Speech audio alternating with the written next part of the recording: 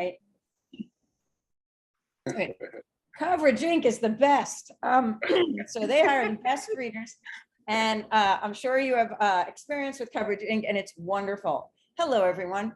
Sorry to the people who wanted this recording. So I was just introducing myself, but I forgot to record. So you'll never know who I am. I'll be mystery.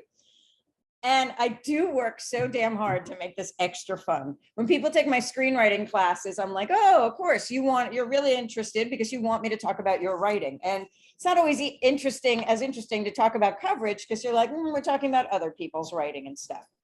So also, when I was a development executive, I remember that our goal in this, it was like an experimental thing. Our goal was to find independent films, low budget projects. And we wanted to greenlight and make 5 a year. That didn't happen.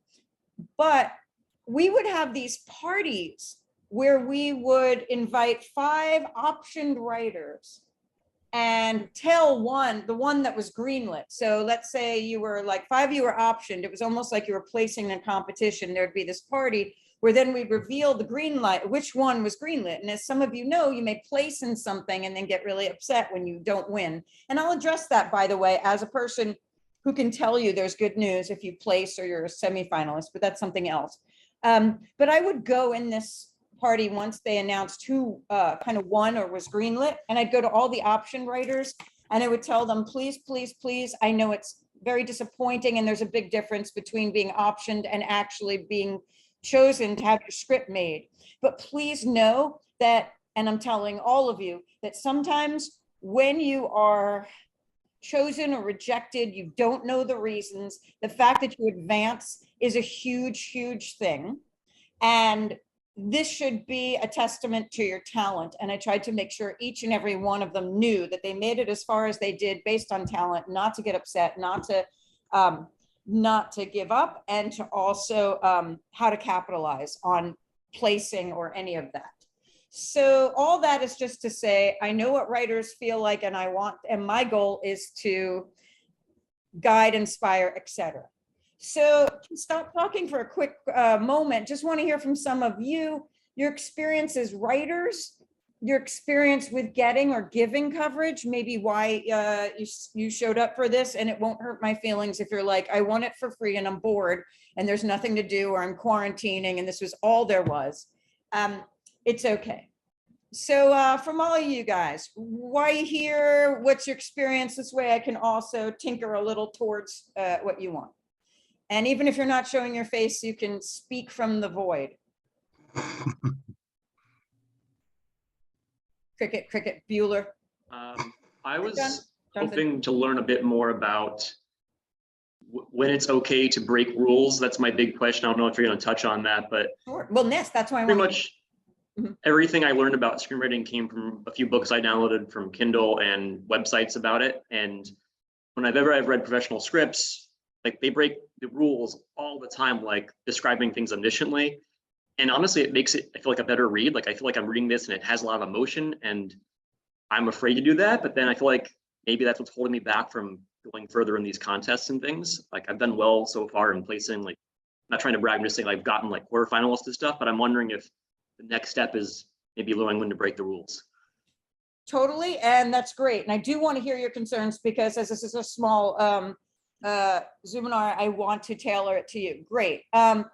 As far as breaking the rules, I will say now, God, isn't that maddening when you go, there are rules, I'm supposed to follow them, but the ones, then you like, there goes Pulp Fiction, what happened to structure? Or anybody that has seen Everything Everywhere All at Once. And you're like, by the way, if you're interested, I mean, I have the script for that, just in case you're like, what the heck was on the page for that? So yes, by the way, as you are I don't know, some of the people are not showing their faces. You guys could be fetuses. I'm seeing a slightly older than Gen Z. I don't know, Jerry, you look like you're like 19, but for the most part, okay, excellent. You hear that, guys? All right, I don't know if she's single. All right, so. I just turned 42. Yay. Oh my God, I'm sorry. No deaths, no choking. So I am from New York, and I always give that as a disclaimer because I sometimes excellent. So sometimes I can get obnoxious. If we were in person, I'd eat off your plate. I will interrupt you. I don't, I don't mean, I might curse, but when I do, it's usually good. I never say like, you fucking suck. I'd be like, I fucking love this or something. So I just want to get can I trigger an offend you off there? The reason I say that is, Jonathan, like, to answer to address your question real quick, it's funny because this does have a curse word in it. I have to tell you, I read a million things, and what people really need to learn, I mean, a million things. What people have to get is nothing is a science, and it's so frustrating because they're like, here's the rules. I always say, again, in my book and everything else, I always quote my mom, Phyllis Neufeld, who told me when she was going to train me to drive when I was younger, she said, there's a way to drive for the test, and then there's a way to drive for life. And I use that for this, like, they're the rules for this, then go break them. And of course, thank you, Don. Thank you for posting a picture of yourself so we can't see you. We can see you. Oh my God. And by the way, seriously, we all want this to be entertaining. Sass me, tease, let's have some fun. So I do have to tell you, so everything you have to see as guidelines, but not a science. And of course, you know, that great adage, nobody in the business knows what they're doing, or, you know, there are rules, but then you break them. What I find the rule that is just, there are two things in writing a script. There's the shooting script that will be made, but yes, when you're writing, there is such a delicate balance between writing things that you know can't translate to the screen, as I'll get to later, but stuff like, she looks at the photo and remembers her father and how he used to take her for breadsticks at 6 a.m. on Sunday, you know, and you're like, no, that's not going to translate, versus like a line that I love, and I have read seriously probably over 7,000 scripts or something. I still remember this one introduction of a character, and it just said, Roger is 30 and plummeting. Like, you can't shoot that, but the bold style makes it an enjoyable read. And that's what I'm saying. By the way, I'm going to call you your names as it's written. So Jonathan, I'm not going to call you John unless I'm allowed to. So right now it says Jonathan, that's what we'll do. When we know each other better, then I'll just call you Bubba or whatever I feel like. Bubba or John are both good. Right. I'll answer both. Sure. So when I said the thing I might offend you by, or I was once reading a script, and again, setting up the tone, this one guy wrote, so you all know you start with fade in and stuff. And this one guy just opened with fade the fuck in. And again, okay, guy, I saw you squirm from like, maybe from like Kansas to somewhere where they don't curse. But I want to tell you, like, it was for a like really punchy, dark, gritty, whatever thing. And it may offend some people here and there, but my God, did it set you up, and it stood out. So for Jonathan, talking about like breaking the rules, and we'll talk about that. It's so hard because you're like, well, Quentin Tarantino can break the rules once he's Quentin Tarantino, but sometimes you read something, and for me, it's intentional and bold and taking the reader on a ride. That seems to be it. Thank you. And again, I'll address these things more. Anybody else? Tell me a little something about yourself, what you want, what you're looking for. I will tailor it. There will be Q&A and stuff as we go along, but I'd love to know more about why you're here and everything. Jay, hello. Good, another 19-year-old. Hello, Jay. How you doing? Excellent. Good.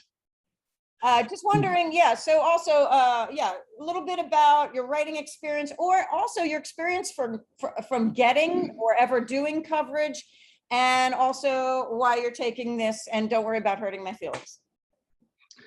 Beverly, I think it's best, just a suggestion, if you just call on people rather than expecting them to volunteer. Sure. Okay, John, tell me, John. Okay. Answer, Bubba. I was a film editor in Hollywood from age 19. I grew up in New York, but I came out here, and I worked in post-production. I've worked on big films.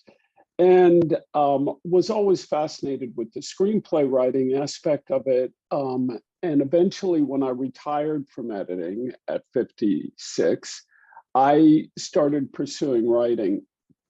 I have a severe learning disability, so I hired a copy editor who graduated USC, UCLA in screenwriting, and he knows all this stuff. And I just give him, I write a scene, he fixes it, gives it back to me. We've entered, the first one was a tragedy. We entered and won 16 awards at different festivals, from quarterfinalist to finalist. That's The a second, tragedy? yeah, pardon me? That's a tragedy? A tragedy, yeah. Well, no, it was a tragedy we wrote, but Oh, did you guys hear that? Grammatically, it was a tragedy. We placed and did so well. And I was like, no, it was a tragedy, and I realized that not many screenwriters write tragedies, which is why it plays so well, in my opinion. We got coverage when I started to submit to Coverage Inc. They were the best They of really all are. the coverage really companies. amazing.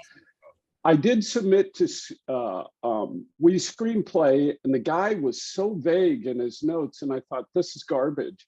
So we rewrote it, submitted it to Coverage Inc. a couple times, and then I sent it to Bulletproof, and the same reader from We Screenplay read it in Bulletproof.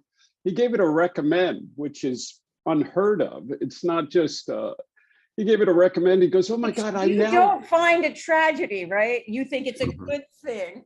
It is, it was a good thing. Okay. But that screenplay broke a lot of rules. And I normally adhere to the rules. The rules to me are very important for me. And I mean, I don't, no character ever walks or looks or sees or anything like that. I mean, all the rules are there for a purpose for me, and I adhere to them. I mean, other people may win. I've never won a screenplay contest. In Nickel, I've entered Nickel 3 times, and I've never made it past the first 5,000. With another screenplay, I entered to Ohio, and I read about this screenplay, Ohio Warm Springs. This guy, the judges there knew what they were doing, and we were a finalist. We were number 4 from the top. So that was a Western I wrote. So, you know, I just recently wrote a low budget 3-character horror film, which I'm not going to submit to contest. I'm going to raise the money and direct it myself. Beautiful. About 500,000. And this screenplay, it's unique. I did, I haven't, oh wait, no, I did send that in for coverage once at We Screenplay, and they hated it. The woman who read this thing despised it. And I thought, okay, well, that's them. But I did send it into Coverage Inc. Coverage Inc. liked it. And they gave it a pass, which is fine. I don't look at the charts or the pass or the grades at the end. I go through the coverage for the notes. I don't care what they feel about the whole thing. I want the notes to fix it. Of course, yeah. And now I see Russell has ACE at the end. So you do, and anybody else who works in the business, it's really, really great that you know, and especially editing, because that makes me think that you definitely can see the finished product, you know, different aspects, you can also make it tight, you know, you have a sense of what's not even going to make it through, et cetera. And probably it curtails the writing process. I'm going to come back to a lot more people and intersperse. I'm going to get started on some overall things too. So thank you so much. And that's one of the biggest things I want to talk about or start with is like, who are readers? And, you know, well, first off, you know, making sure, I think if you all came from Coverage Inc., you all know what coverage is. Coverage Inc. is different in the sense that, by the way, when I first started, I read for them. That's the other thing. So who the heck have I read for and everything? I have read for screenplay competitions, coverage services, agents, production companies, development executives, and I do private consults. So I will say, Coverage Inc.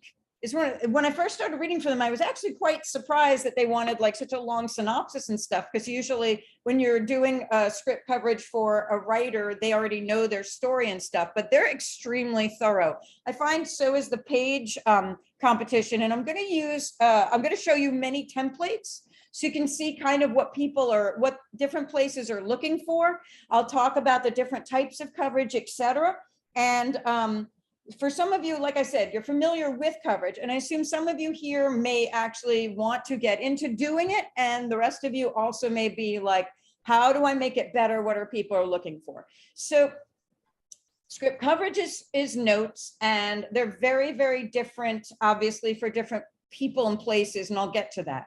So what do readers do, and who are they? Well, as John just showed us, and I'm a little sad, is readers can be anyone and anything. And as I train them to do the best I can, but they are subjective people. Some readers may very well be, as I said, frustrated writers. Readers are so different, and as much as I teach people to be objective, they're still going to be that.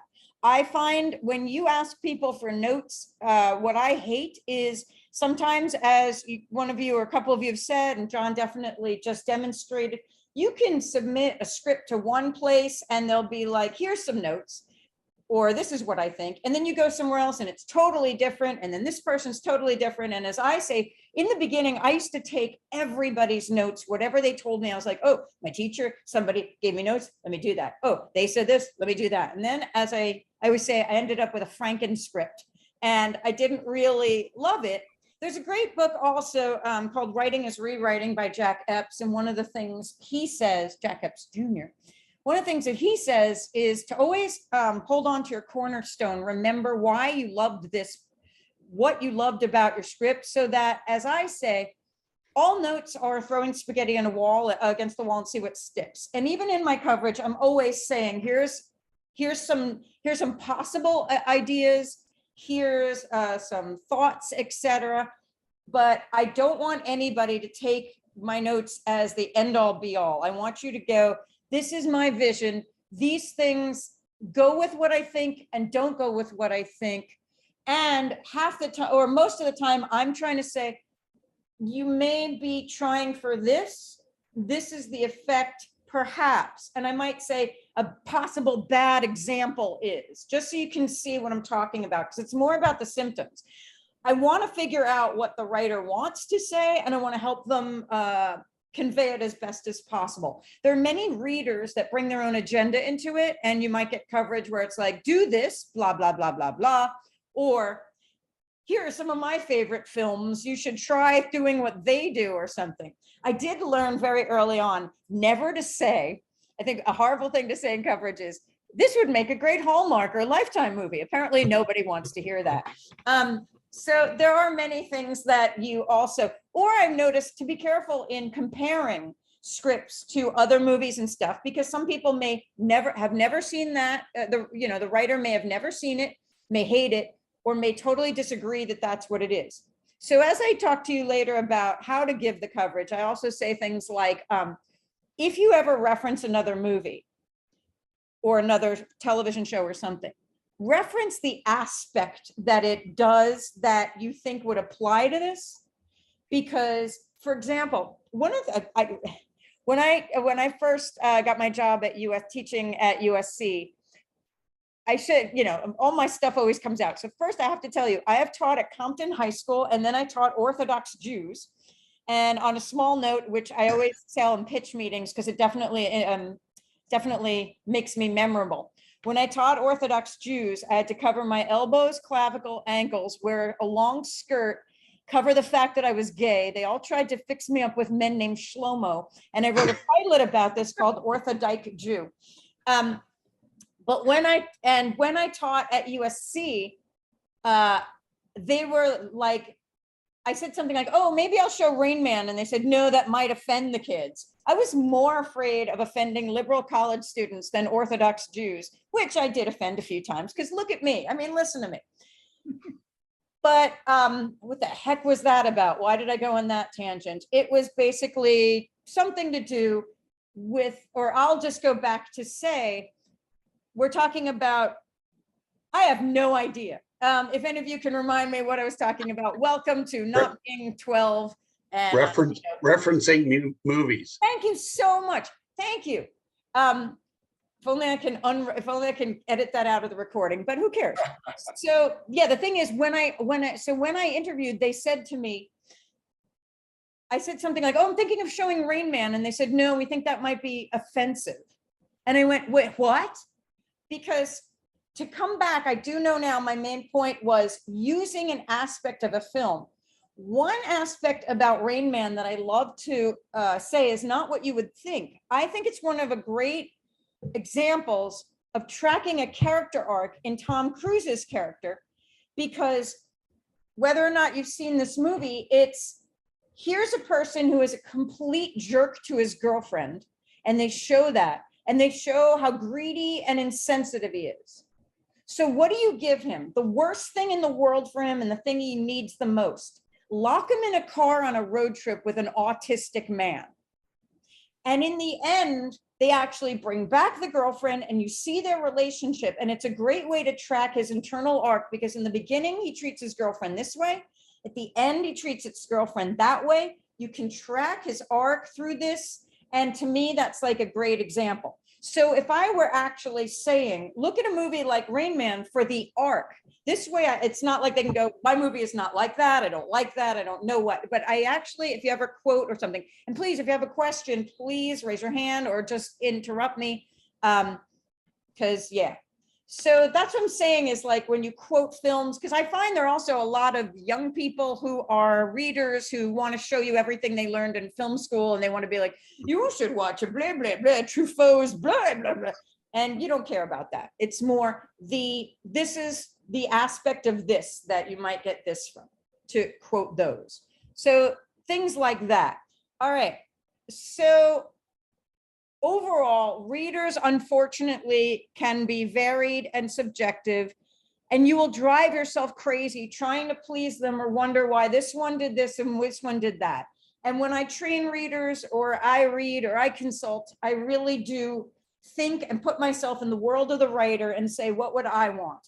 When I had a writing partner for a while for sitcoms, and a lot of times we get so many notes, I was really overwhelmed. And afterwards was like, I want to quit writing and work at the DMV. Nothing wrong with the DMV. I just figured that's one of the jobs where you can clock off and forget about it. And I also thought everybody looks depressed there. So maybe I can make them smile and that would be great. The only people that don't look depressed at the DMV are 16-year-olds who are really excited to get their first driver's license. But however, my writing partner, he would say to me, you know, they really just said, do this, and do this. And when he broke it down to steps, it was a lot easier for me to see. So it's another thing that I do. Like in the end, a lot of coverage will say, and recommendation or in conclusion. And I go, you know, it may seem like a lot of work, but it's really this, and this. To kind of, I mean, especially Coverage Inc. I do like 11 or 12 page coverage. And if you're like, I wrote something, oh my God, there's 11 pages of notes. That doesn't mean anything. Plus the grid takes an entire page. And for those of you, I think it was John who said, I don't look at the chart. You know, I'm like, well, why do I do it? I do think it's really interesting though, because Coverage Inc. is the only one that I've seen that, well, no, a couple of them have tiny charts where you're kind of like, look, did you hit these little things? And you don't have to, and I'm not going to get into a West Side Story dance off with you, John, which is how I try to solve all issues. But I am going to say in general, just like, it is interesting to see what they, you know, to be like, they even look for this and that, et cetera. So the first thing I'm going to do is I'm going to divide notes into two things, then we're going to focus on one and divide that. So notes can be written versus verbal. And this in this class, we'll talk a lot more about written notes. But when people give notes, sometimes it's written. Most of the time it's written, i.e., we have to write something. And just like when you're writing a screenplay, you can't stand there and say, this is what I meant. It has to be on the page. And people can misinterpret it. So you have to be absolutely clear. Verbal notes are development executives can give them, your professors give them, or teachers. When you're in a writing group, you give them to each other. And there are many places where you do verbal consults. There's one place that hires me and says, okay, you will do verbal notes. You'll give verbal notes to people. Like they'll do they'll send you their script and then you'll have a Zoom call with them where you do that. And I do way too much extra work. I do exhaustive written notes. I send it to them because I think it's probably not great to do verbal notes where you're spending the time taking down what I want to say, my notes, as opposed to, here you go, let's use this time for any questions you have. So, and let's clarify. And it's so good though to have, to give verbal notes though sometimes, because I can see you and you could say, I don't understand this. Can you go further about this, etc. And of course it's not good because in case the person is defensive or angry, but I've never had that so far. They've always been very nice. And they know who you are.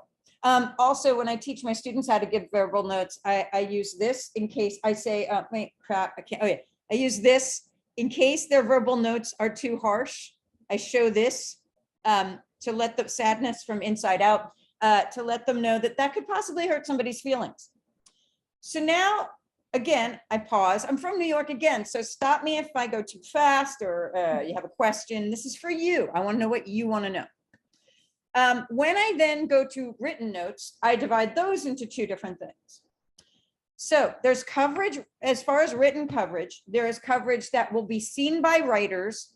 And then there's coverage that I will right now call coverage for executives, even though executives could be very different, because we'll go into the differences between what an agent would want, what a production person, what a TV network would want, etc.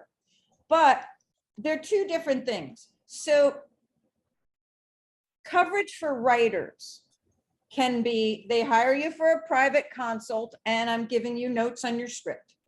It can be Coverage Inc. and coverage services where you say, hello, I'm a writer and I'm looking for coverage on this script. So we are doing the coverage that a writer will read. The third is competition. So things like I read for Slam Dance or something. So most times people submit to competitions, and I have to say, I've been reading for them and consulting for so many years. And for so many years, I thought competitions, let's say they get 5,000 scripts. I thought like 4,500 were asking for coverage and most of the readers were doing coverage and I had to read real fast, real quickly, or else somebody else would get the coverage. I had done it for a very long time before I learned 5,000 people would submit and only 200 would want coverage. And I was the only one doing the coverage, which case I could have taken my time. And I did say, I think I'd like to charge you guys more and pay me more for the coverage. They eventually hired more people for that. I promise you, if you submit to Slam Dance, it's not just me. You have many people doing that. And I will say, for all the people watching, not in competition with Coverage Inc., but I highly believe in Slam Dance. And I will also talk to you about which competitions and coverage services are, there are millions of them. And I find some to be A+, some are B+, et cetera. And then there are those that I haven't heard of. And for the person who mentioned the Ohio one, I had never heard of it, but I was so glad that you said they really knew what they were talking about. Because again, I'm not the end all be all, but I can tell you, there's certain that have really good things. The reason, one thing I also love about Slam Dance is its community. And I love the way that they started, which was, and I teach this to people about not giving up. And, if you talk about when one door closes, another one opens. Slam Dance was started when some people were rejected by Sundance. So they decided to start their own thing, calling it Slam Dance. They have the film festival, which really champions independent films. And that's a huge family and community, because I think the judges are always people that won and are just that whole thing. That's separate from the screenplay thing. But the screenwriting thing, these guys really work hard, they champion, et cetera. And I know places like Scriptapalooza, and also Mark reaches out to some of his people who place, and they're like, what are you up to? How can we promote you? I mean, there are some really great people and places out there. And Coverage Inc., I know the people that run it, and they are absolutely amazing. And then there are other places that are like, I can make money, blah, blah, blah, blah, blah, et cetera. We'll do that. So when I come back to, there are coverage that will be read by a writer and coverage that will be read by an executive agent, buyers or sellers. And I will get into the differences between them. Let's just say executives versus writers for what we're talking about here. And you can imagine there's a difference between coverage for a writer versus coverage for an executive, because executives want to know, will I make money off of this? Can I buy it or sell it? And for writers, they eventually want to make money and buy and sell, and they want to either win a competition also, buy or sell, but they're also looking for guidance. In all cases, scripts can be rewritten. However, when you submit to a competition, this is it. I can give you coverage and tell you, as far as the competition goes, you advance or you don't, and here's some notes for the future, but you can't rewrite and then win that competition. So when you're entering a competition, it's as is. And if you ask for coverage also, it could be that, you know, this is for the future and everything.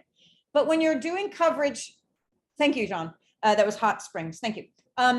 So when you're doing coverage for a competition, I'll also say here's a tiny little weird tip. I don't want to talk myself out of a job or anything, but I will say somebody once told me in one of the competitions I read for, somebody said, you know, it seems like you don't recommend a lot of the scripts you also do coverage for, as opposed to the ones where you score and give a little thing.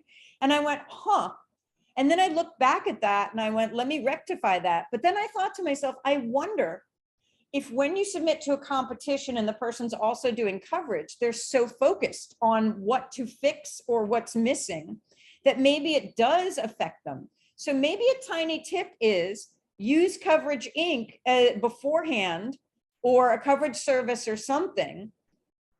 And I don't want to talk myself, like, I don't want to be like, oh, enter a competition, but don't ask for coverage. But maybe it does. It's just a tiny little thing that a lot of people may not think about. Maybe it is that reader is like, what's wrong with it? So maybe you want to do something like a coverage service to get the guidance and then enter a competition. But I didn't say that, even though this was recorded. Okay. So when you're doing coverage for a writer, the focus for me is guiding them to make their script better. The main points and the biggest thing that the writers want, as you know, is they're very focused on the comments. They don't care about the synopsis, which is why, as I said, Coverage Inc. asking me to do the synopsis for a writer seemed odd. But then again, when I write a script, it's kind of nice to get someone else to do a synopsis for me, because when people ask for synopsis, you know, my stuff is so precious. It's kind of nice that I have that, because there are many times I want to submit something to an agent and they'll be like, can you send me a synopsis, or an executive, and they'll be like, can you do a synopsis? So I do think that's great. However, when you're doing coverage for a writer, its comment is the most important. When you're doing coverage for, let's call them executives, comments and synopsis are important, and sometimes synopsis is more important. The reason is the difference between the executives and the writers is the executives, I call them, they're blind. You are their eyes and ears. I am an executive. Oh, I like the synopsis. Yes, very good. Definitely. Synopsis can help, because it is kind of like, am I clear? Did you get this or not, et cetera? And I'll get into that too, and the tricks of a reader, et cetera. Beautiful. Thank you. I completely undo any thought I thought about no synopsis for the writer. I've changed my ways. I'm converting. Okay. So, so when I'm doing coverage for the writer, it's guiding. And executives are blind. So what I mean by that, and I think you can get it, is let's say I'm reading for an agent. The agent has not read the script. So the synopsis is very important, because you're telling them what the script is. And you may think, okay, and the comments are very important, and they are. I would say though, but they rely on the synopsis a lot for one or two reasons. I mean, I use, in my book, I say, By the way, I'm sorry, I wrote a book and it was published. It's called I Got You Covered. And it is the premier guide and fun guide, same as this. I know it's boring, so I make it fun. And I do have links. Jim from Coverage Inc. was like, give them the link to the publishing one, F Amazon. Let's not support their coffers, but you can find it on all that and stuff. And, you know, I'm not going to be like, in my book, which you all should buy, blah, blah, blah. I have to tell you, this is the first time, not now, but this is the first semester I'm teaching a script coverage class at USC, and I have to make and I don't have it. And they bought my book. And as I'm teaching, not only is my book on all their desks, but if they flip it over, my face is, and it's really weird. And I feel really narcissistic. And I'm like, oh my God, I'm looking at my little faces, which my friend Michael just took on the photo on an iPhone because I hate photos. So that's fun. Boy, do I digress. One of you is in charge of where I was talking about, but I remember agents are blind. So agents, executives, they never read the script. The biggest thing for you as a writer when submitting to executives and for wanting to be a reader perhaps for that is a reader's job for executives is to make their boss's life easier. One of the reasons I was hired to teach this coverage class at USC, and I teach screenwriting also, and it's only in the fall, and I've also done webinars for them too, is I was told getting an internship assistant job or a reader job is so hard that they want their students to have an edge when they graduate. And so when they take my 15-week class, and it is too much. Oh no, I recorded saying that. I keep talking myself out of jobs. That you're gonna learn enough, and you've even seen Coverage Inc. You have seen coverage. In my book, I give you examples of templates, but we're gonna go over templates that you can pretty much do yourself. That when you already have samples, which you can do, and I'll show you how to do samples, most people are like, hi, we're looking for readers or something. They may ask for samples, which you've already prepared, or you can tell them you have samples, which puts you ahead of many people, or having done a sample beforehand, when they give you a test script, you've already done it. So there's samples. But the executives will get 4,000 scripts or more, right? So you do a coverage for them so that they only have to read 4,000 coverages or reports, call it like a book report on a script. And that is why I quote, how I did not get a job, how I lost the interview for getting a job at Tim Allen's company by trying to impress them by submitting a 14-page coverage.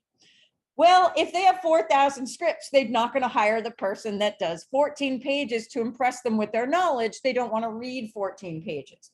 But why is the synopsis is important to them is because you actually have no idea what they're looking for. If they are reading all these different things, they may actually be like, I've got an actor who really wants to, who bought this new lawnmower and really wants to act with it. And your synopsis mentioned a lawnmower, and you said, I don't recommend this script.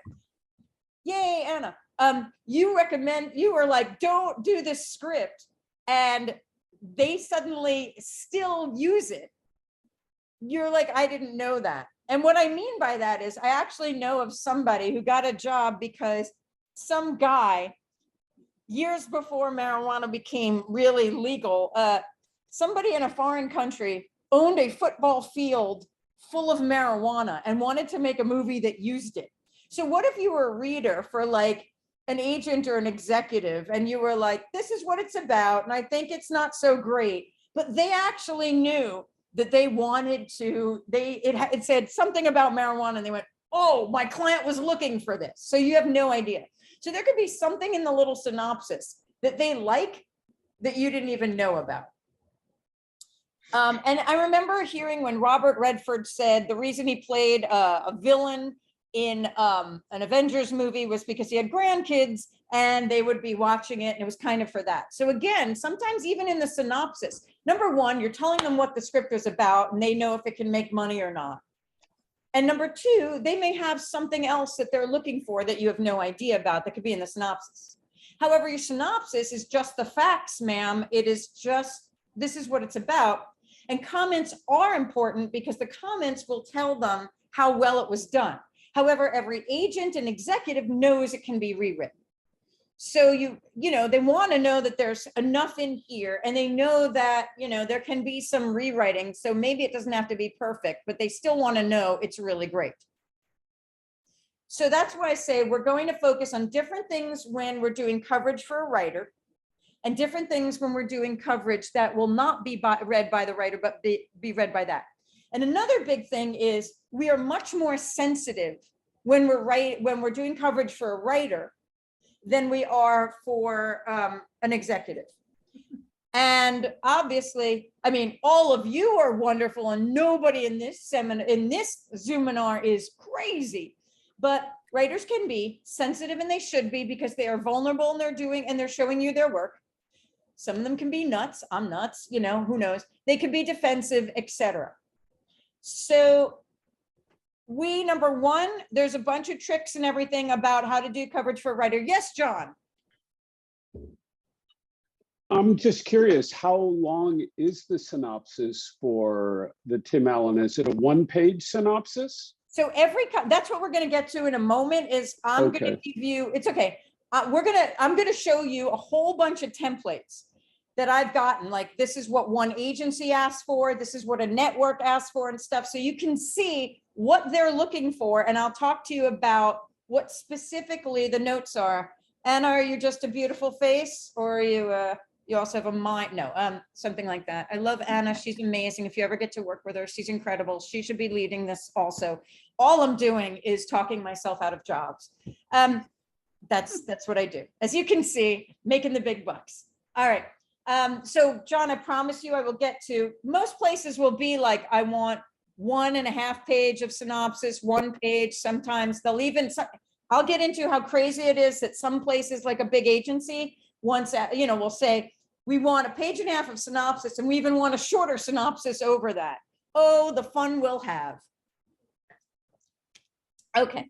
So, so synopsis and comments, because you always have to remember, yay, thank you, Anna. You always have to remember that 2 things, if you're writing coverage for an executive, and that is they're blind and you're their eyes and ears. Your synopsis and comments always must talk as if and explain, because they don't know what you're talking about. So if you didn't mention it in the synopsis, if you're like, if you tell the basic story and then later you mention some other things, you're going to have to help them. They are blind. And the second thing is, your job is to make their life easier. They want to be like, I feel like I know that story. I feel like I really get it, etc. If you're doing coverage for a writer, they know the story. You don't have to tell them. You need to be a little more sensitive, because they're really vulnerable, and they came to you and said, please guide me. And it's really for, how can I make my script better? And that is the main thing. Okay. So again, I'm going to flip a lot and look a lot around what is coverage, how can you do it? Also, what are people looking for? What are the behind the scenes tips? Okay. So the first thing we look at, obviously, so one of the first 2 things that we look at is, in a script, for me, I'm a person, and I learned that, I learned that I'm a person, but I'm a person, comma, and I learned that one of the biggest things for me is I really need context, and everybody needs some context. So if you start talking to me about your story and everything like that, that's great. But in a script, when I pitch something, the first 2 things people want, well, I'll get to pitching in later, but because I also believe you should always say what your connection is to the material, because that means they won't take you off of it. They won't be like, oh, okay, why should you write this when I have a name person? That's a whole other story. But first is, tell me the genre. And then we go to the log line. And in coverage, that's always the first things they ask for. Because, for example, I've had a student tell me like pitch a story about a girl's in the mental institution and this and all this stuff. And I'm like, can I? And then at the end tells me it's a big comedy. And I'm like, oh, I didn't know that I should take it seriously. Like, first is a genre. Let me get the mood, the tone, the world. Then you give me the log line. Got it. So the first thing is you're going to have to be able to identify the genre. And one of the things that I do, a nice tip for me is sometimes I look at a script and I go, I have no idea what the genre is, or there's a million genres. So a tip that I like to do is I might go to Netflix or IMDb and look up a script or a movie that I think is similar and look at the genre and be like, ah. So for the most part, and I'll get into this later, is genre you should never list more than one genre. I'm sorry, two genres at the most. However, there are things like one example is Black Panther. How many genres, what genres do you think Black Panther could be if you've seen it? Well, mainly a superhero genre. Superhero, what else? Espionage. Could be espionage, what else? And you'll see in a minute why you'll see in a second why I bring this up too, why I chose that one, because I didn't say Avengers. War. War, good. Black Panther also has all this sci-fi stuff.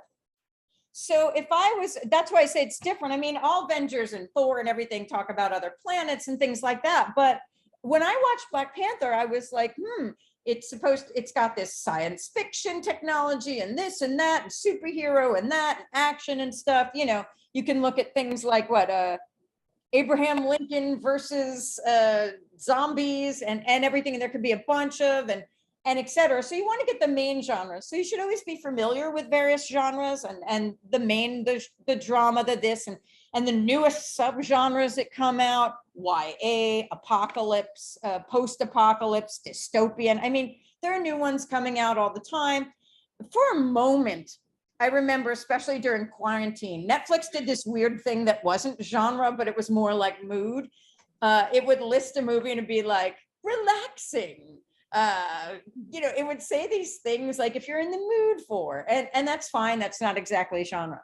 But one of the first things is to start becoming familiar with the biggest genres and to identify it. And then you've got like crime genre or gangster, which could be both mafia or like straight out of Compton, because it's what kind of gangster and things like that. So there are subgenres and stuff. But when pitching, when listing and in coverage, almost always the first thing they ask for is genre. I'm just going to talk about genre logline, then I'm going to get to the templates because I think a lot of things are more visual.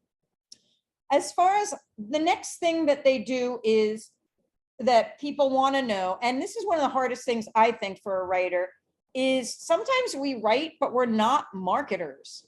We're not the greatest advertising people, except for all the people that come to writing out of advertising or sales. You try to encapsulate your logline, but it's so damn precious to you that it's very, very hard to come up with one for your own.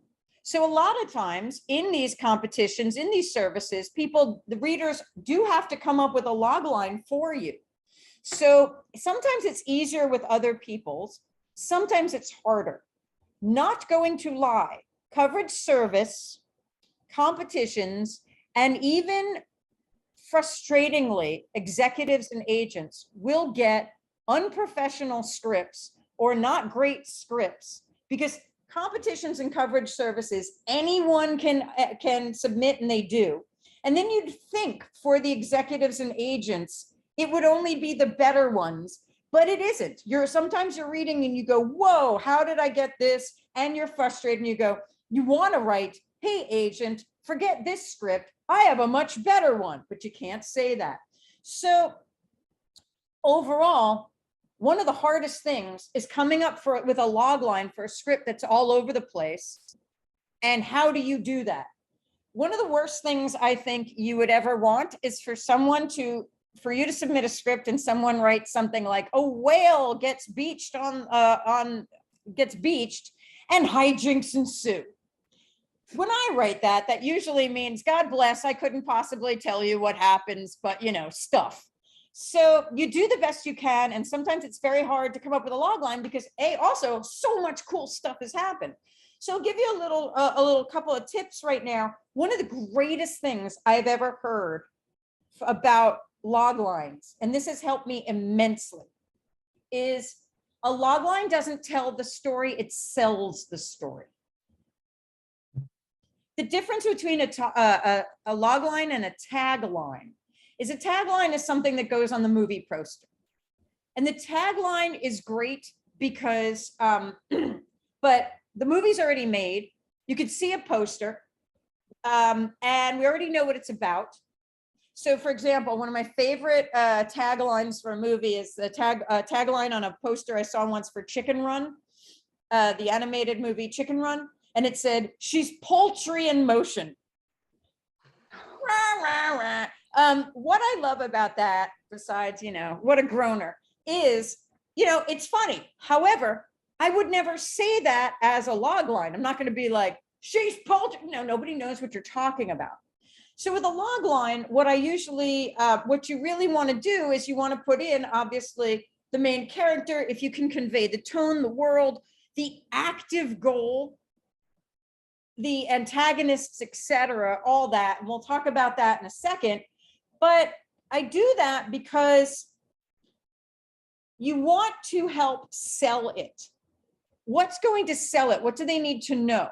And I always say the rules, for me, my rules are I never put a character's name unless they're famous. It's based on a famous person because no one cares.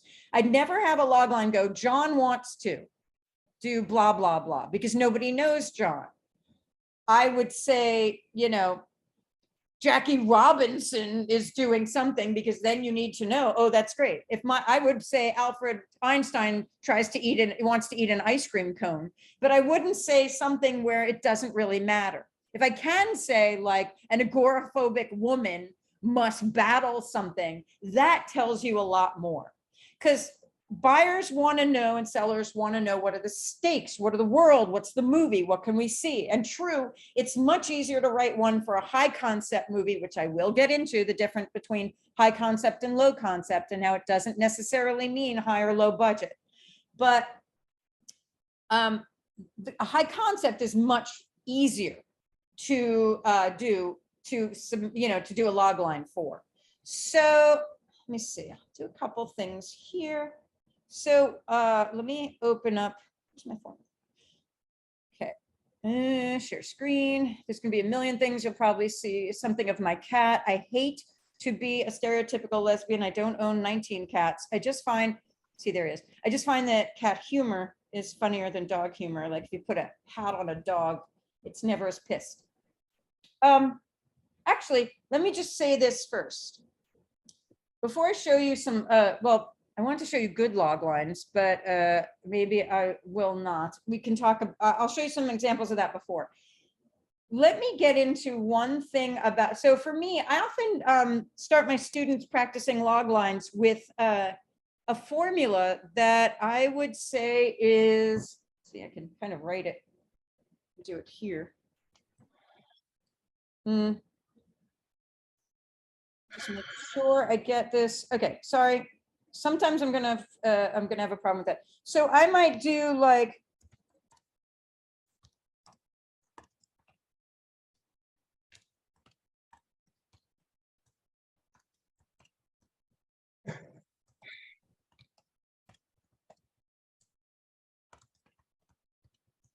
sometimes I do this. So it kind of do like X wants Y, but oh no, I'm running out of letters, but Z is in the way. Sorry. Also type very fast with 2 fingers. Way. So they do, I guess I'm back to A. So I do this because it's kind of like, now again, everything I say is a guideline and not a hard and fast rule. Nothing is a science, it's an art. But sometimes I'm like, if I can do this, I actually have people play with this little formula before they actually even, like the first step to writing a script. Because here's where you can actually start seeing and doing a litmus test to see if your script has legs. Because this takes you through the first act. Because it's like, this is a clear protagonist. This is what they're going for. This is what the things are in the way. and here's the action they're going to take. My people know that this is active. I have an active protagonist. And then I also up the stakes too, because it could be like, you know, a timid and agoraphobic wants something. And if I can convey the stakes, or I might say in a world where everybody has a brain hooked up to vats, a man wants to, you may throw in the world if it's really important and stuff. But so they take an action, to me is important, because you can start seeing like, this girl wants this guy, but he doesn't like her. So in real life, you know, we give up because we don't want to be creepy and a stalker. But in movies and stuff, we want to see them go for what they want. And we want to see that there's obstacles. There should be a very high obstacle or antagonist, and everything should be formidable. Because two things I learned from film school. Number one, they say, nobody wants to pay money for a movie or a show about the Village of the Happy Idiots. Nobody wants to be like, I like you, goodbye. Haha, we got $20 from that sucker. And they paid for popcorn. It has to be, but in life, we don't want obstacles. You know, I like this person, I hope they like me. But if they don't, I don't keep pursuing them. I mean, I might, but in movies, we do want. And then, you know, you basically, they say, and I hate this because, you know, of course, I just said I love cats, but you put a cat in a tree and then you set the tree on fire. Because how can you raise the stakes? It has to be harder and harder. And hopefully, and I tell my students this and I can see them struggling, if you come up with a resolution really quickly, so will your audience. They will see it and they will predict it. So it should be difficult. You should even get to the point where you don't know how to get them out of it. Yes, I have a question. Between features and TV pilots, I can understand sort of writing a more succinct logline for feature, but for a TV pilot, should the logline be about the first episode, or it should be more about the whole series, or ideally both? Ideally both, focusing on the first episode. I'll even get into the difference because my templates, I'll talk about TV coverage versus that, etc.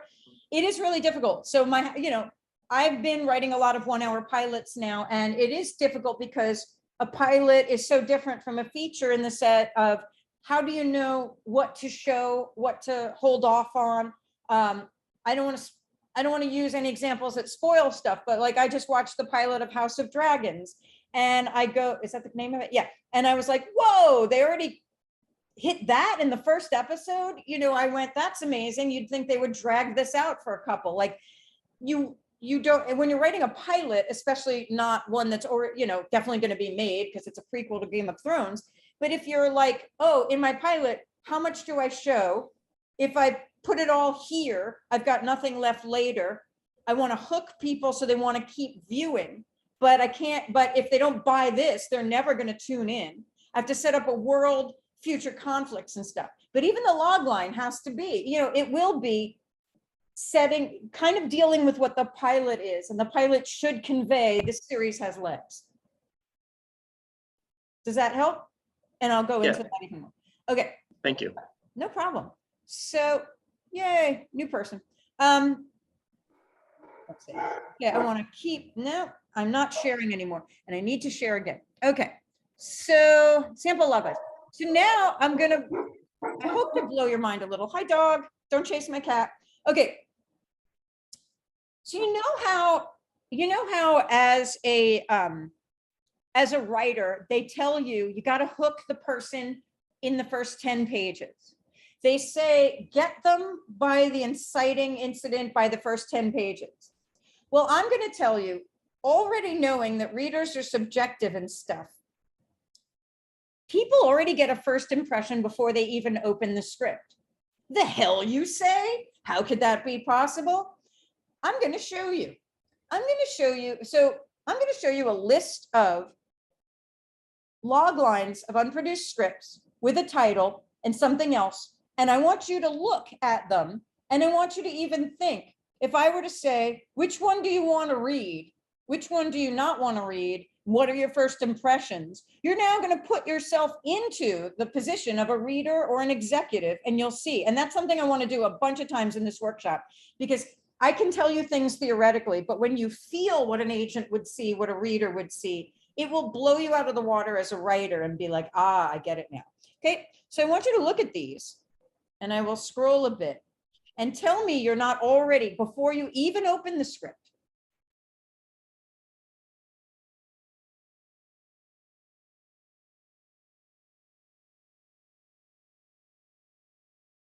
I'm sorry. Can you not see it?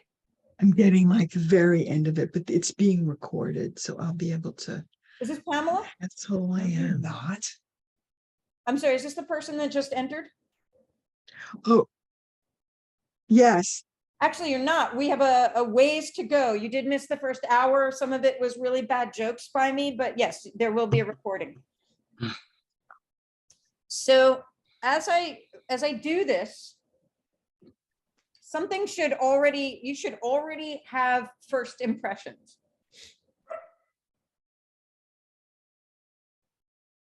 These are not necessarily, I'm not saying these are the best log lines. I'm saying if you were seeing all these.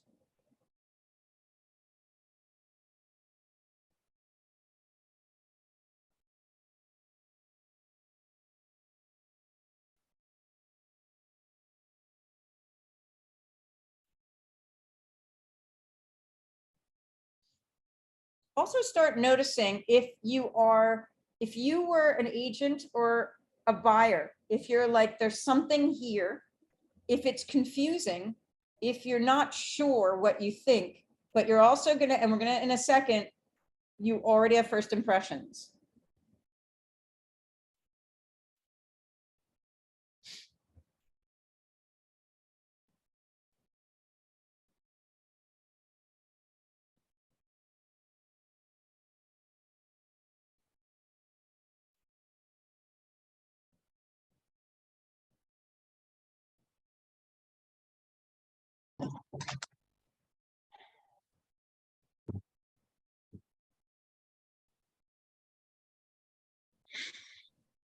So what are you already seeing? This is all subjective. And now you know what a reader feels like, no matter how professional you try to be. Because I always say to people, when you're going to read or do coverage, number one, also, you should already know what your favorite genres are and which ones you don't like. Because some places are very nice and they may say, like, Anna is very nice and knows that I like historical dramas, and she will send me many of them just because I happen to like them. But that doesn't mean I can't do others. I personally don't love science fiction where like, I love when it affects the world, but if I open up a script and it says it's the year 4000 something and we're on the planet Quargarg, there's a second where I am like, but then I get rid of that and I go, okay, I know the rules of science fiction, let's go. But like, it's a little something, so your subjective tastes. But tell me, what are some of the things you're already noticing and you're like, I like this, I don't like this, I don't understand this, or I can see how a first impression is? This is where you answer. I know John wants me to call on people, but Harry, I'm just going to call on. What are you noticing already? Well, the Coast one just feels like it's been done a few times. Good. So already you have a first impression without even, and I hand this script to you and you haven't even opened up the first 10 pages. You're like, how is this going to stand out? So can you see, you can even do that in the log line, like you're trying to sell it. How can you make the hook or what's going to really get them? Great. There's another very glaring thing about the Coast. Does anybody else notice this? Short. Very good. Say that again. It's short. Right. So, 65 pages for feature, which is not a feature. Great.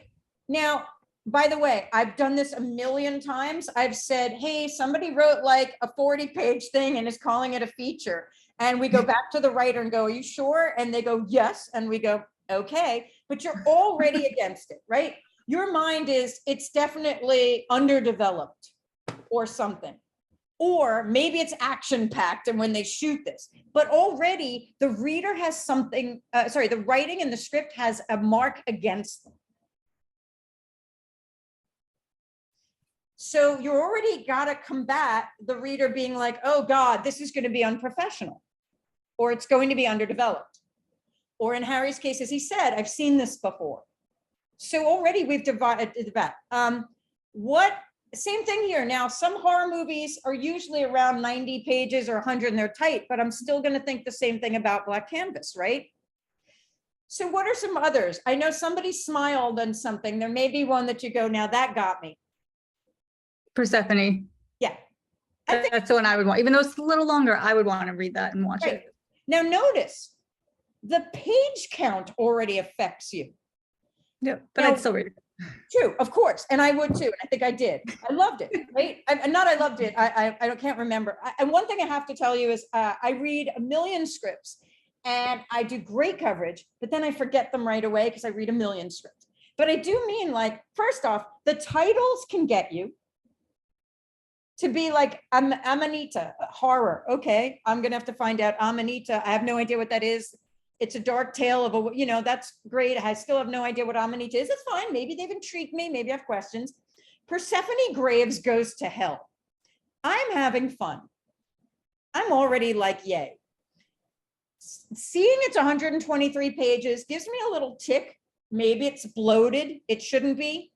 If I'm getting paid the same to read scripts that are very long or not, maybe I'm already a little like, ugh. So again, you as a writer have a tick against you. One of the reasons I'm doing this is not to spend too much time on a tiny thing like page count, but one of the tips I'm trying to give you as writers is you can already have a mark against you or for you, or this is how important it is when people like, get your script down to this, make sure it's this. Does a title convey something and then it's not that?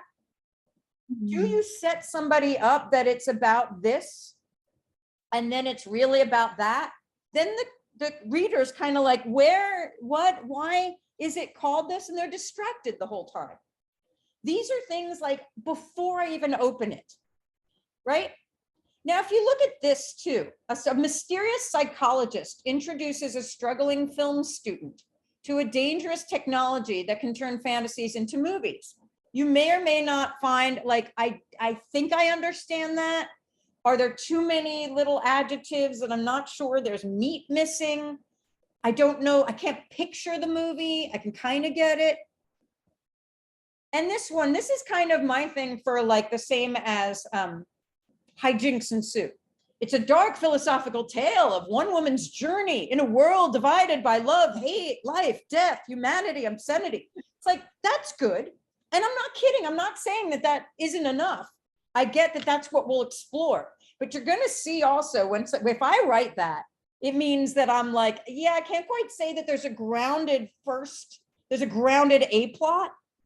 They deal with this, this, and this. And in my templates, you'll even see sometimes I had to do that because I'm like, it's this. So I just want you to get that already, that whole thing about, oh, you have 10 pages. Sometimes you have less than that. You should, if you could, that's what is already opening a script with that in mind. Are there any questions about that? So I'm just kind of getting you like the genre, the log line, and everything and all that. We start with that first impression. So now I'm going to start with some templates. We'll take a break. And then we'll come back and do some more. When I show you templates, I'll explain in a second what I mean by that. But I find it was funny when I joked earlier and I said that, you write a book on script coverage and suddenly the paparazzi, you can't go anywhere without being recognized and all of that. What's really funny is I was sitting on campus at USC and a student comes over and goes, "Are you Beverly Neufeld?" And I went, "Wait, what?"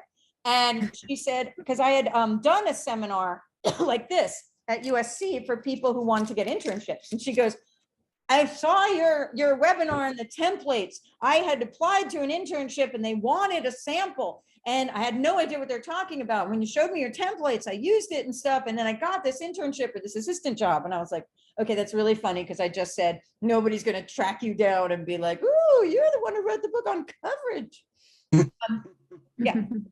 So I will show you now. So we're going to look again, if you're coming to me from Coverage Inc., you've seen incredible, detailed, amazing coverage. Very often when you When you do coverage or you're hired by a company, and whether that company is a script coverage service, a competition, or an executive, and again, for Pamela and everybody else, I'm going to use the word executive to mean agent, network, production, just to distinguish between, sometimes you're doing coverage that a writer will read, and sometimes you're doing it for a boss. And I am going to show you different things and also talk about the different things an agent is looking for versus a network, a development executive, stuff like that. Okay, so let me first, even though this class is advanced because everybody has seen coverage or you wouldn't be here. Crap, it's not sharing the thing I want. Sorry. New share. Okay, here we go. Took a lozenge because I'm going to talk a lot. So here's an example of one of my students did for an agency. And so in my USC class, one of the things I have them do, not one of the things, by the end, I've had them do 4 coverages. And within all those coverages, what they do, they will have done a produced script, a non-produced script. They will have done a television and a feature, and they will have done for both writers and agents. So agency. So it covers everything. So I'm just going to have you take a quick look at this, because when I go into templates, I'm not going to have you read this whole thing, but I want you to see what we're talking about. Because all of these things, I'm going to go over what we talk about, etc. And if you see, on the last day of the summer in '62, a misfit group of high school friends race cars and chase girls, anything to avoid looking to the future. And if you think about it, if you've ever seen American Graffiti, that kind of is what it is. Is it really, really active? No, it's kind of like biding my time, waiting for, etc. and all that. Then she does this, she or he does the synopsis. Just like with a screenplay, when you do actually, I'll be quiet and have you read just the first paragraph.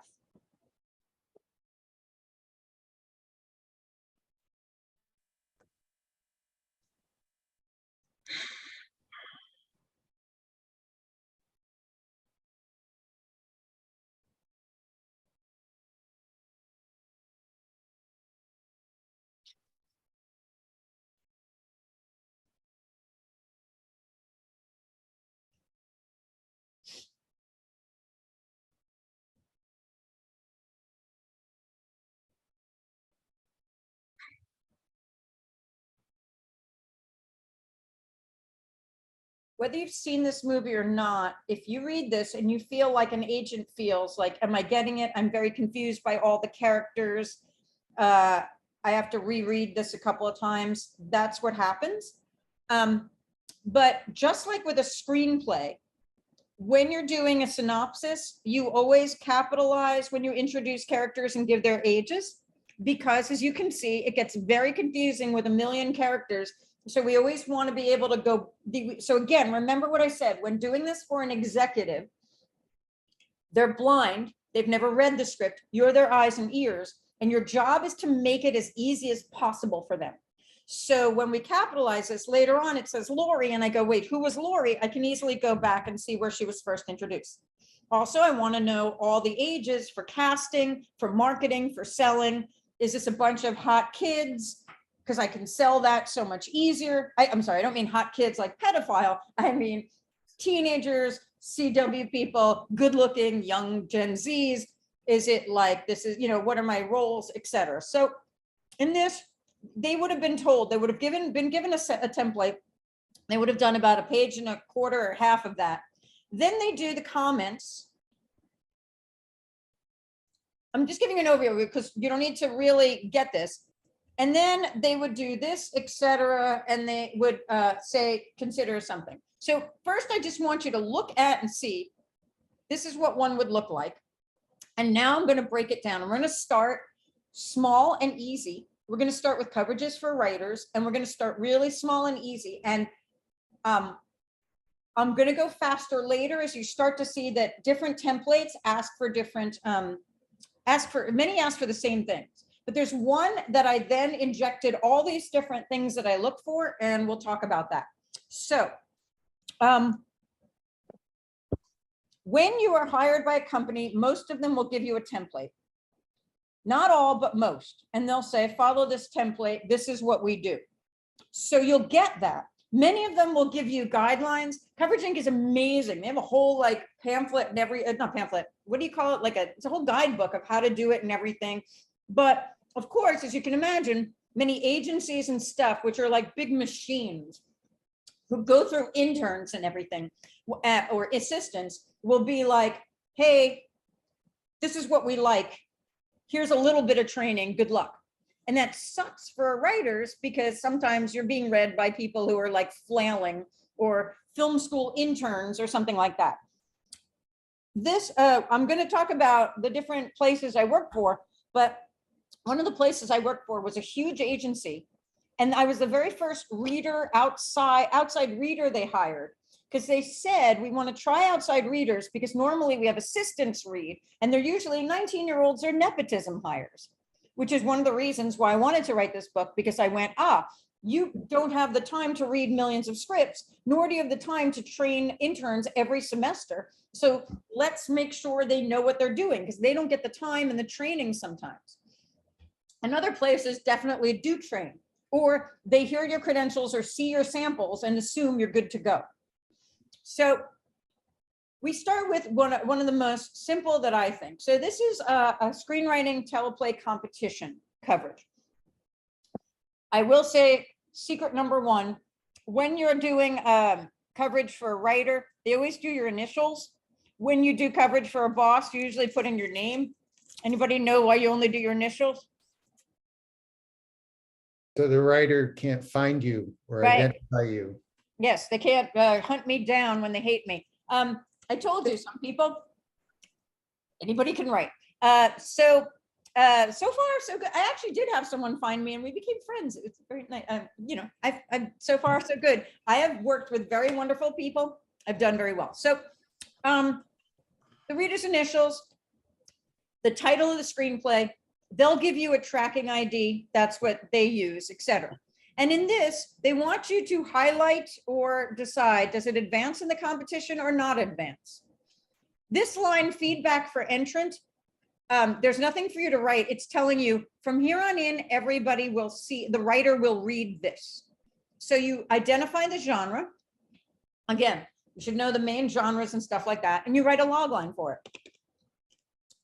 Then what they ask is to do 3 to 5 sentence feedback, which I will have you read in a second. But first, I just want to say, when I write coverage, and there are a lot of times nobody taught me things, but I've been doing this for thousands of years, is I do it in essay format.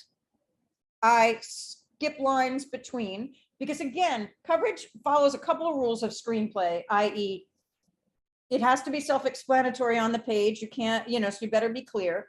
Always highlight, as I said, capitalize and introduce the characters by age. And then also,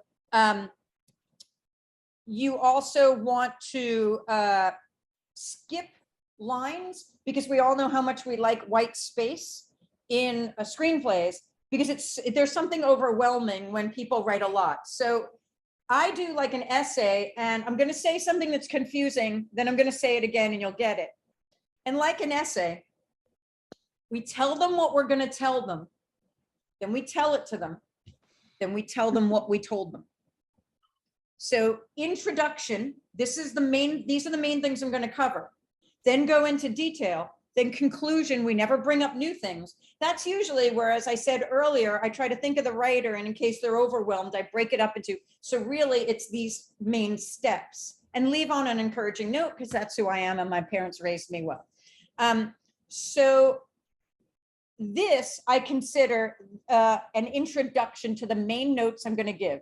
And since I've been a teacher, and I always learned, always give the positive before the negative. If I'm going to have a parent-teacher meeting, I never say, Johnny is a pain in the butt. I'd be like, Johnny certainly has a lot of energy. You start with the good. Because also writers are scared. Did you like it? What do you think? So if you read this, this is my overall, and you can see kind of what I'm going to go into. I'll be quiet now.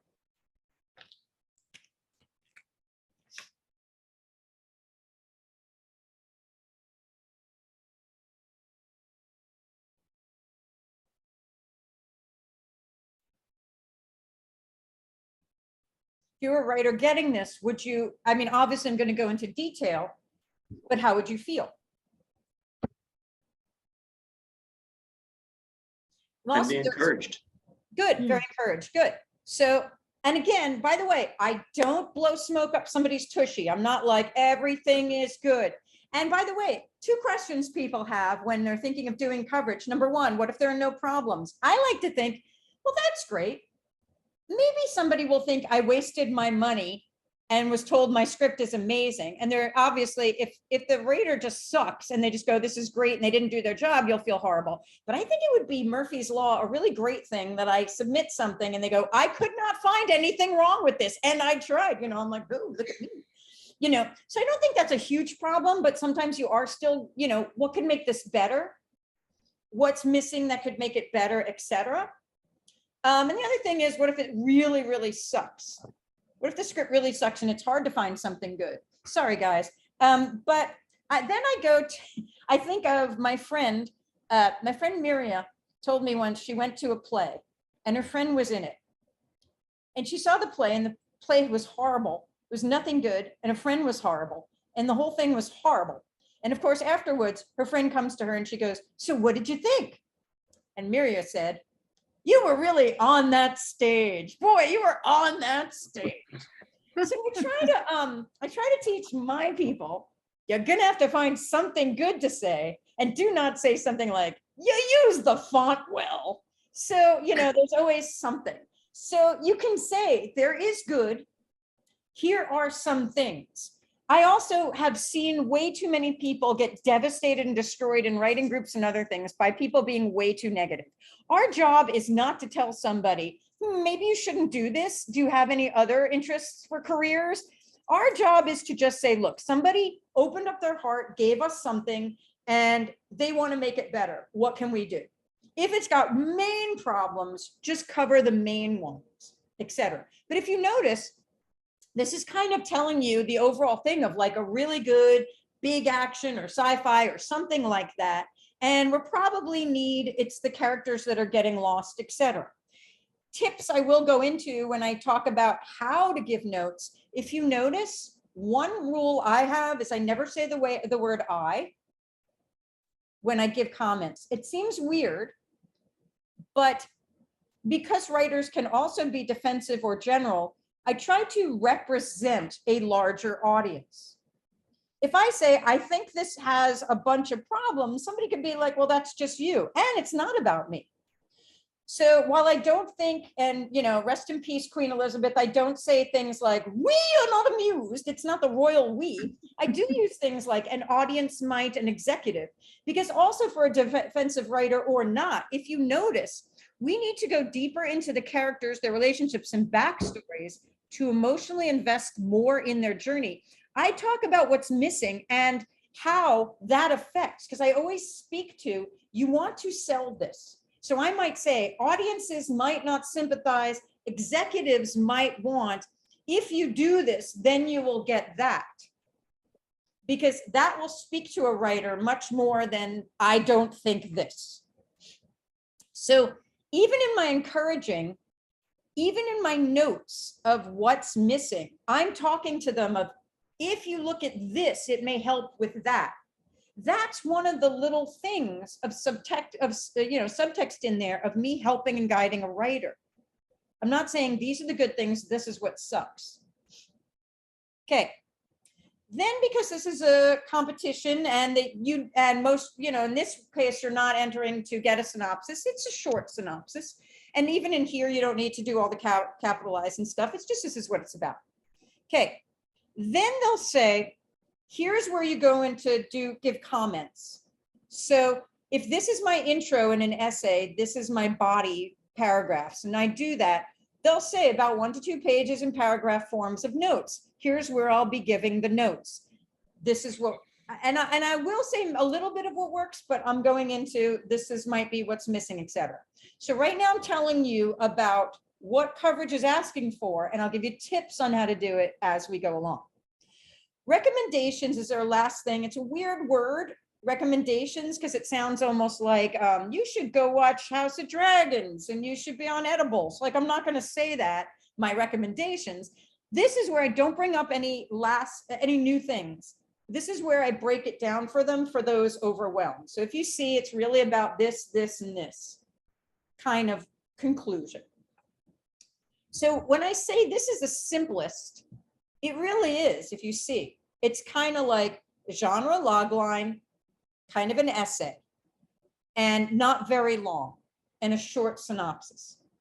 And that is and again, please stop me if you have a question, and please speak it, because I am on the thing where I'm sharing screen so I don't see you. So if you have a hand up, I might not see it. So just start, again, I'm from New York, just be like, hey, and I'll know.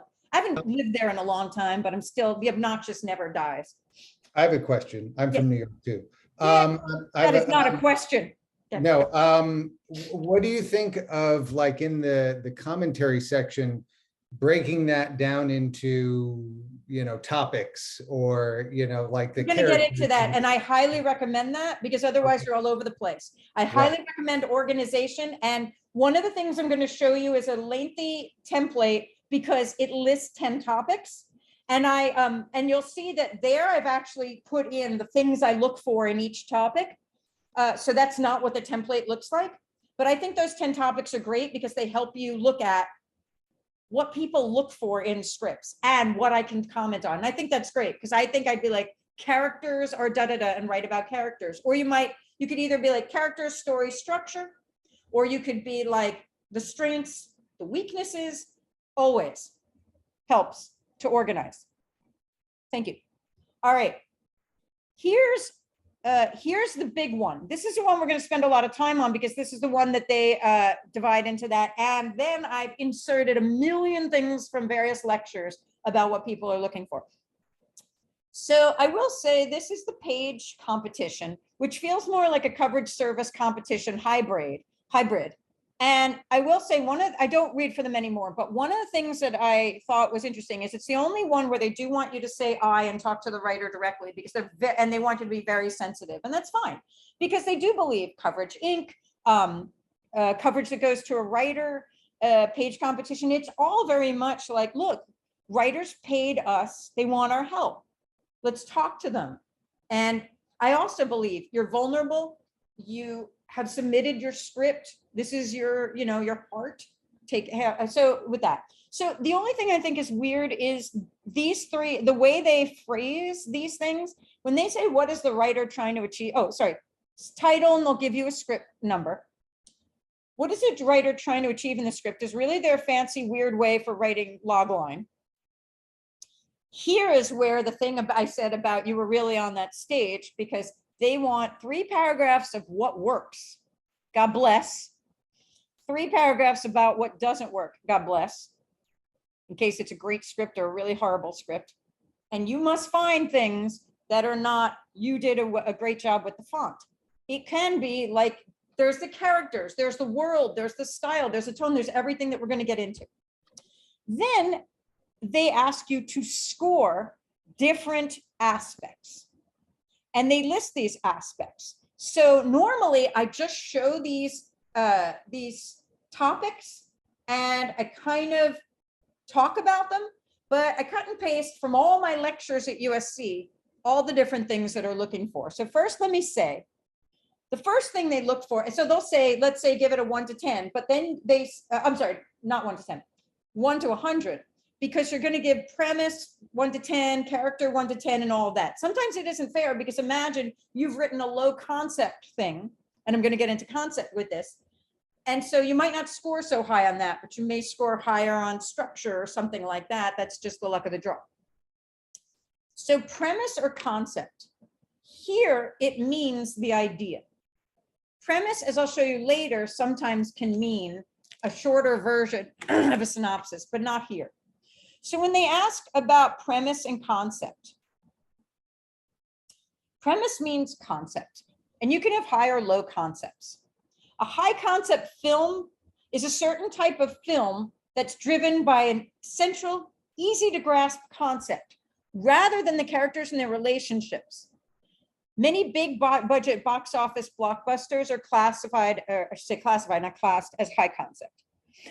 High concept is a story with a unique and concise premise. It could be pitched or described in 3 sentences or less. I can see the movie.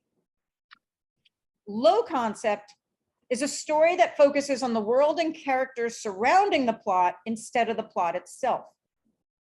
And I'll give you some examples. But again, it's something like, imagine somebody said the way the movie Twins was pitched, somebody went, Arnold Schwarzenegger, Danny DeVito, twins. Boom, you see it. Is it high concept? I don't know. Is it easy to pitch and visualize? Yes. So again, nothing is a science, it can be an art. Here are some high concept.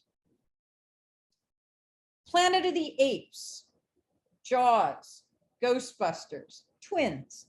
The concept, it pitches itself. It's simple, it's easy to see. Liar, liar. A lawyer, exactly, has to go 24 hours without lying. Boom, I see the movie. Jurassic Park, dinosaurs come to life, see the movie. Face Off, Sixth Sense, Zootopia. And I think the award for you don't even need a log line to pitch this concept is the title Snakes on a Plane. Right. Even Bohemian Rhapsody, because again, IP, brand, and name recognition can be a concept. You can sell it on that, right? So it's like Freddie Mercury, boom. Inside Out, which everybody always confuses for a second with In and Out, which is different, but Inside Out, you know, going into the emotions and stuff like that, etc.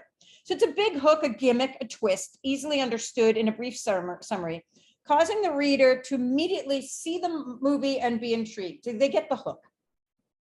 So again, even something like you found an angle of history, a person, a something, it can be explained. It can be an easy to understand concept, may not be high. Again, this is all an art, and time will help you. But we haven't seen it before, or a familiar story with a fresh hook, etc. It should have universal appeal. It can also come from IP or brand name, right? I could just say Harry Potter. Hey, the books have sold a lot. Okay, even though both Harry Potter and Doctor Strange have very interesting concepts, because if there weren't books to even pitch that to be like a wizard, you know, a boy discovers he's a wizard and goes to this whole thing and battles that, it can be done. A low concept movie is not bad. It's more in the execution. It may be a character-driven story. It doesn't depend on the hook and the twist. However, they may be harder to sell because you may say you really just have to read the script, etc. Examples, barbershop. Guys in a barbershop. American Beauty. Hi, Kitty. American Beauty. You know, a middle-aged guy is fed up with his life. We don't know that the actor has, you know, harmed people yet. That's not a part of the concept. But by the way, on a small note, American Beauty, if you know of it or not, I was going to say written by Kevin Spacey. No, written by Alan Ball, who looks like Kevin Spacey. I heard in an interview that he wrote on the show Sybil, and he hated his job.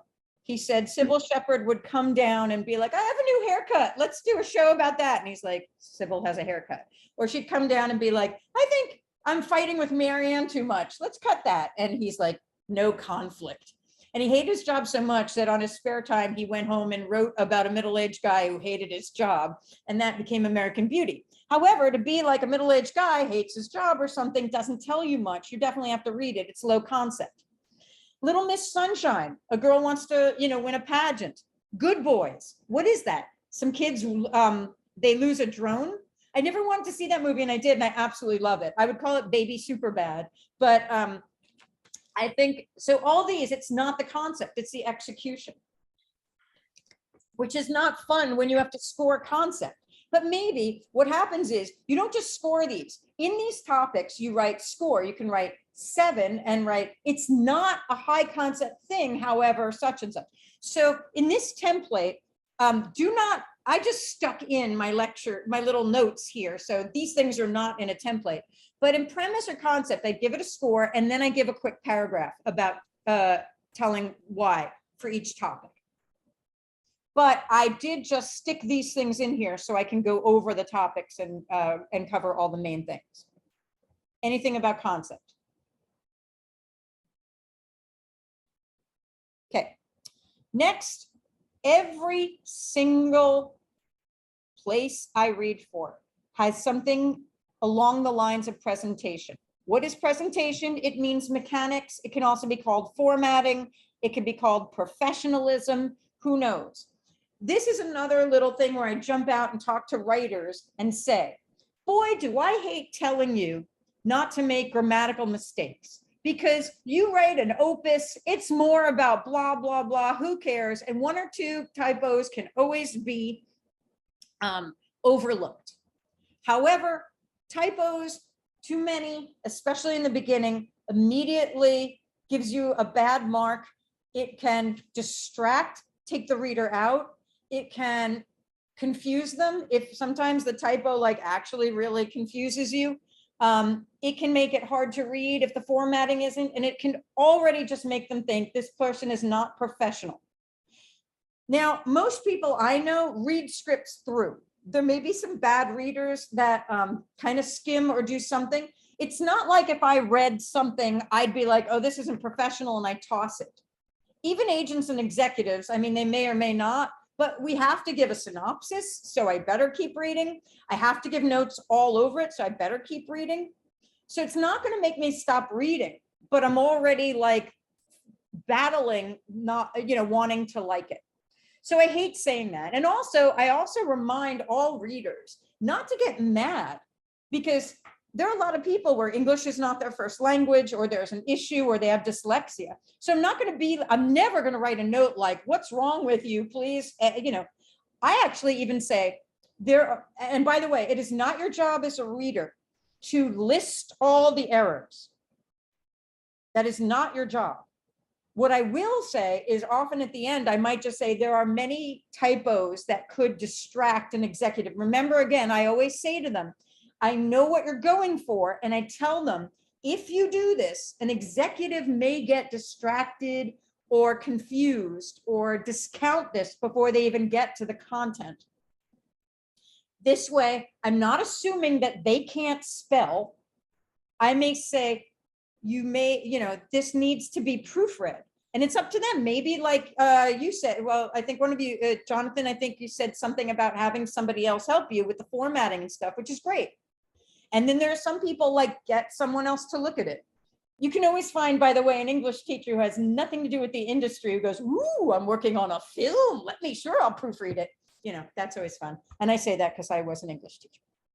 So presentation is actually something, and for those of you that do read the charts at Coverage Inc., they even have a thing to check that says grammar and formatting.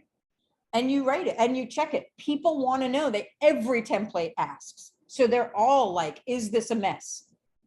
So are they using the correct formatting? Those of you that use script writing software, it usually does it for you. I hate when people like, what font should I use and stuff? I'm like, I don't know, final draft, whatever it does, the margins, Also, sometimes it's a shooting script, and the difference between a shooting script is they number the scenes, they throw in millions of camera angles and stuff. And as I said, there are two types of scripts. There's the one to get it made, and then there's the one to get it developed and to have people's interest. And that's why we devoted a little bit in the beginning to making it fun for the reader, but doing that dance of being bold and breaking a couple of rules and stuff, but knowing it's a fun read, and then to be shot. So having too many camera angles and stuff, unless you're going to direct it yourself, is something I dissuade writers from doing, because it also takes us out. What you want is, I sit down with a script. I know it's fake. I know it's fiction. I want to be engaged. Anything that takes me out and reminds me I'm reading a script, whether I'm battling formatting and stuff like that, or camera angles, and you're kind of all over the place, or you talk to me directly, takes me out. Do they put internal thoughts or feelings in stage directions? That's something, by the way, in these topics, you'll find there are a lot of things that people that can be actually can go into different topics. So sometimes it's like, if I don't have enough in the structure topic, I may put something in the structure topic in case because again, it's not a science. So I might be like, this could really be under character, or this could be under structure. I do that. So do we put internal thoughts or feelings in stage directions? This is what I said before. If somebody says something like, they're introducing a character and they say, Rick, 45, a graduate of the Naval Academy of such and such, where he didn't have a very good time. And I'm like, okay, that's a lot of internal information or backstory that has to come out in visuals, dialogue, action, or something like that, that will get lost when translated to the screen. However, Roger is 30 and plummeting is a very funny thing and fun thing that tells me and gets me happy into the tone of it. And it gives me a sense and an essence of the character. So again, that's an art. I would say nobody in the reader wants to read a description that tells us a whole bunch of things that you should show and not tell, but in essence is great. And I'll get to that. You'll see some things from when I talk about characters. I often tell people also how to use the inserts or super or chyron across the screen. I love historical dramas and period pieces. In fact, Wednesday nights are period pieces with my friend Michael Berman, where I come over, and because he's a gay man, he cooks and I just have to bring dessert, and we watch some period piece. And every time we watch something, I'm always like, what year are we? Because it makes a big difference, 62 versus 78 or something, and blah, blah, blah.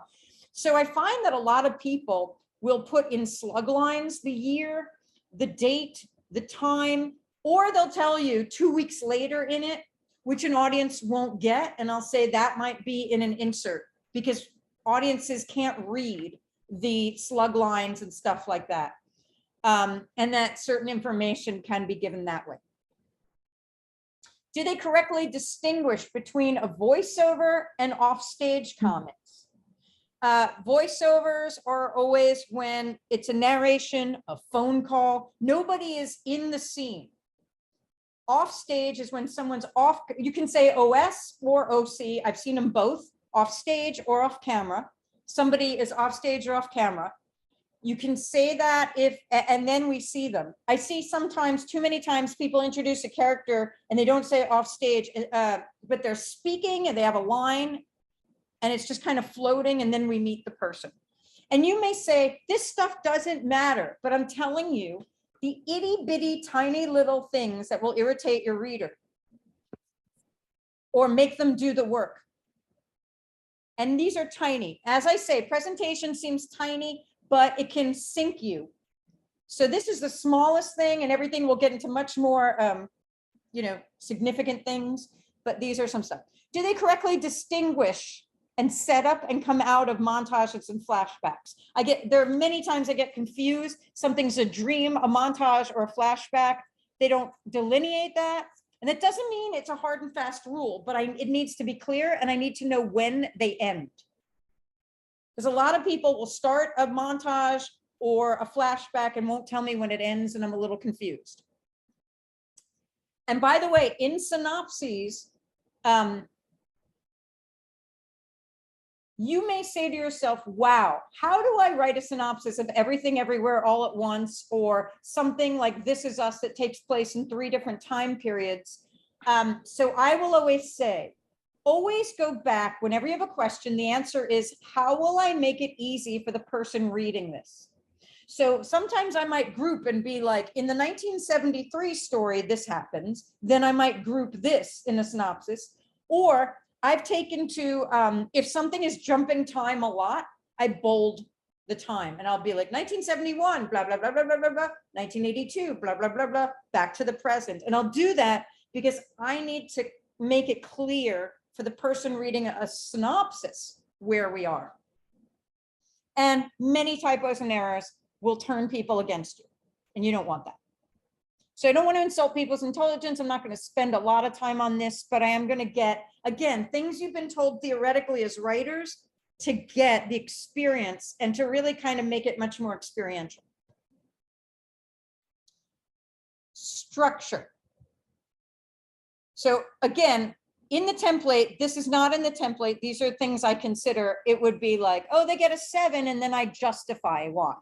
It's this. And I rarely list all the typos. It's not your job.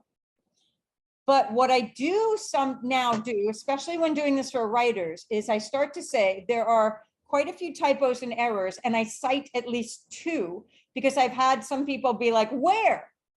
Or I don't believe that. So if I can show them that, that stops an argument. If I can show at least 2, that might be something, as opposed to, because again, I'm telling you, if you're doing coverage for writers, some of them can be very defensive. And some of them rightly so. Again, you're sensitive. They're sensitive. So it's kind of like there's that. So structure is the bigger one. So depending on format, if it's a feature, the 3-act structure, if it's a pilot, does it have a structure? And again, I'll get into TV stuff differently, but we know a lot of things about what we're looking for structure. But even Coverage Inc. in their chart down there, they go, does it follow the structure? And some places even ask, especially for and for pilots, does each act, does the end of each act hit a strong moment? Like that's a structural thing too. That for me, if something is broken down into acts and also a tag or a teaser or the whole end of a pilot, it has to end on strong moments that are cliffhangers. If it's a comedy, a big joke, an emotional reaction or something to get us to want to continue. Where streaming things, single camera doesn't always have act breaks and stuff, cable, and we'll talk about that later when we get into TV. Again, oh, sorry, I was back to presentation, like, why am I talking about that? Is there an inciting incident by page 10? Again, everything isn't a hard and fast rule, but let's say I go, okay, I got a 65-page script. It's called The Coast. I don't know this, blah, blah, blah. There are 4 typos. I'm going to go anyway. You can win me back. Let me get into this amazing whatever. Some people really do read the first page and they're like, eh. So you want to hook them as best as possible, even with a cool opening. That's why I said, and for those who joined, I did say I can say offensive things. I think this guy opening is very gritty pilot with fade the fuck in is telling you already, I got you. This is different. And again, breaking those rules, there's a confidence, a fun, or an edge, a boldness when you get the style that you can excuse a lot and be like, okay, I gotcha. So is there an inciting incident by page 10 or so? Or because you can feel that you're like, what is this going to be really dealing with or about? And you can feel it kills the pace. You're not in there. For structure, some things I look for are, do they have a clear and consistent protagonist and antagonist, obstacles or antagonistic forces? And every one of these words means something, like clear protagonist. A lot of times it could be this person's story, or it's like, well, this seems to be the protagonist, but in Act 3, this person does all the work. Or they seem to be diluting the antagonistic forces. I'm not sure exactly this. The stakes, and then I go to the next one. Is the protagonist pursuing a high stakes goal and driving the plot by the end of Act 1? And I'm going to break this down for you. The stakes have to seem high to them, even if not to us. And the example I always love to give is the show Parks and Rec. If I told you that Parks and Rec was about a Parks and Rec department that isn't even, first off, number one, some people would fall asleep at that. Some people would fall asleep when I say in Indiana. Some people would fall asleep when I say in a small town in Indiana. And then I'd say, and the main character isn't even the main director. It's an assistant director. And if you haven't fallen asleep by now, I will say, and the entire first season, her goal is to fill a dirt hole. I will say, if you watch that first episode, Amy Poehler playing Leslie Knope convinces you it's very high stakes. She is passionate. So the way they do it is a great example of course, high stakes are, I'm going to win $1 million. But even now, $1 million is theoretical. If I win $1 million, I can get that operation from my mother, gets you more invested because there's something personal. But stakes have to be established by Act 1. Otherwise, we will care as much as the characters do. We have to have a high stakes goal. And by the end of Act 1, when I say the protagonist must be driving it, a constant note I give is they're thinking about it, but they have to be pursuing it because they have to be driving us into Act 2. And that is a note I give time and time again, because I've read things where parents send their depressed kid to a summer camp. And I go, okay, but the kid doesn't have a goal. It's the parents. So they're not driving it. And that causes an episodic script. What I mean is episodic is it starts and stops, and momentum starts and stops. Situations appear, they deal with it, the protagonist reacts, puts out fire, as opposed to constantly drives the plot. Because you want them to drive the plot and for the obstacles and antagonists to escalate and for them to battle it. One of the biggest issues people have with road trip movies is they tend to be episodic. We're going to go here, me and my buddy, and we're going to see the largest ball of twine in this state. Then we're done with that. Then we have this kooky experience here. So you have to put something in there that's like, we have to do this for this reason. The stakes are high. And I mean, it's great when people are pursuing them or things escalate or, you know, that kind of thing. And yes, a million things break rules, but that's what I'm saying is to make sure all of that is happening by the end of Act 1. Otherwise, you can feel end of Act 1, it doesn't have that energy.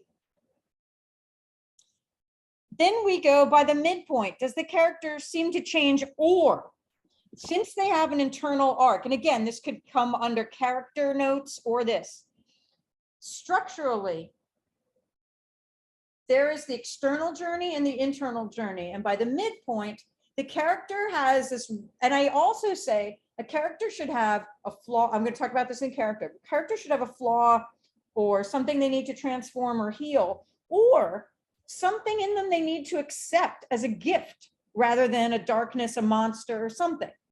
By the midpoint, they cannot change yet, but they get a hint of a new way of being that they reject, or they start to crack. So if I'm selfish and I want to be popular, and of course, this is one of those movies where I'm mean to my best friend as I chase popularity, you're going to see like, they're going to first see that maybe they hurt their friend, but they got to, you know, not deal with it yet because things have to crash soon, but not yet. So a new way of being is introduced that cracks them a little or that they ignore. And things are escalating. Act 2 is a monster of an act. It's really hard, and it is kind of divided into two parts because it's double the Act 1 and double Act 2, because you got 30, 60, 30 and stuff ish, unless you wrote that 65-page feature. So you want to make sure, and for it, the obstacles and antagonists are escalating, and there's plenty of subplots and other things and setups and payoffs that will be tracked to keep that Act 2 going. Does the protagonist hit their lowest point by Act 2? And I'm also teaching this screenwriting class to BFA screenwriters at USC. I love that it's the first feature, so the first semester it's outlining. So just yesterday we looked at the main beats of their A plot, and I told them theoretically, but they're going to get it, that they're never going to make initially their end of Act 2 point the lowest, because there's something in us psychologically that's like, I want to be secure, I want to be safe. Or those of us that are control freaks, we're like, wait, what if I don't know the answer of how to get them out of it? I can't make it too bad. My thing is, that's a good thing. If you don't know how you're going to resolve it, then your audience can't predict it. And I think you should make it so hard you don't. Then you can call a lifeline, ask a friend, brainstorm horrible things, or think what you're going to need. Like if you're like, these Girl Scouts are all they're trapped in a cave with a bear, and then I go, okay, I have to go back to the first act and show this kid whose father collects guns, and she like put one in her backpack, you know, or something. Like I go back and I set up something I can use for the payoff later. And you can do that, etc. But this is where the cat may be up at the tree, but then set it on fire. You have to go beyond your own secure things. In my life, I don't want problems and obstacles, and I have to make it absolutely hard. When I read, not watched, not Angels and Demons, what was it? Da Vinci Code. It really helped me look at writing screenplays, because I went, they get this mystery and they work so hard to solve it. And then they do. And then they get a whole new mystery. Now they have to solve that. Because I think it's something like, I don't know how I'm going to get them out of this problem. So I resolve it by doing this, which will bring me new problems to resolve. Because then how do I justify the girl has a gun or something? Great, I'll deal with that. New problem, but that's fine. It's okay to be like, to solve this large problem, I did this. Now I just have this smaller problem. Oh, okay, well, I'll do this, but I can't make it very on the nose. I can't be like, hey, everybody, she's putting a gun in her back. You know, it has to be a subtle thing that you kind of remember, so you feel good when it pays off. Does the protagonist grow, change, and fight their most active battle in Act 3? Yay, Jim is woken up and he joined us. So again, all of this is theoretical, but I see things like the protagonist didn't really change, or a big thing is right here with the fight their most active battle. Sometimes in Act 3, the battle is not the biggest. And by battle, I don't mean, you know, a huge war. It can be deep. It can be, they were a romantic comedy or something, or drama. They were going for the girl, and now it's all out, gotta make myself vulnerable. And that is their biggest battle. But it has to be big and active somehow. And when I say this, one of the notes I always give, because one thing that happens is, yep, and that's what I'm going to get into in a minute also, is other people, secondary characters, do the big work. It must be they fight their most active battle. And yes, if it's an ensemble, they do. But the best scripts, it is interwoven in the lesson they needed to learn. There was something they never faced. When they finally faced and took it on, they sacrificed what they thought they wanted for what they need. And they fight their most active battle in Act 3. Whether it's externally large or internally deep, but it takes something. And that goes along with, are all resolutions earned? A word I use, and I put in quotation marks, is the character seemed lucky. Oh, they needed this. This happens a lot when I watch Walking Dead a lot. I find that over and over again, they're backed up, surrounded by zombies, and then suddenly you see, boom, boom, a gun goes off and the zombies are taken out. Somebody happens to show up and they help them. And it wasn't set up, like they're lucky.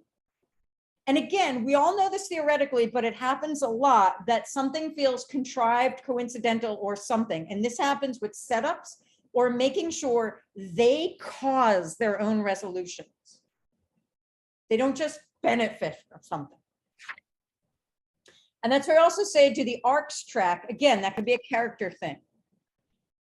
We want characters to grow, but we don't want them to be inconsistent. Like that character just wouldn't do that. That is a big leap. You're missing some beat. We need to really track their arc.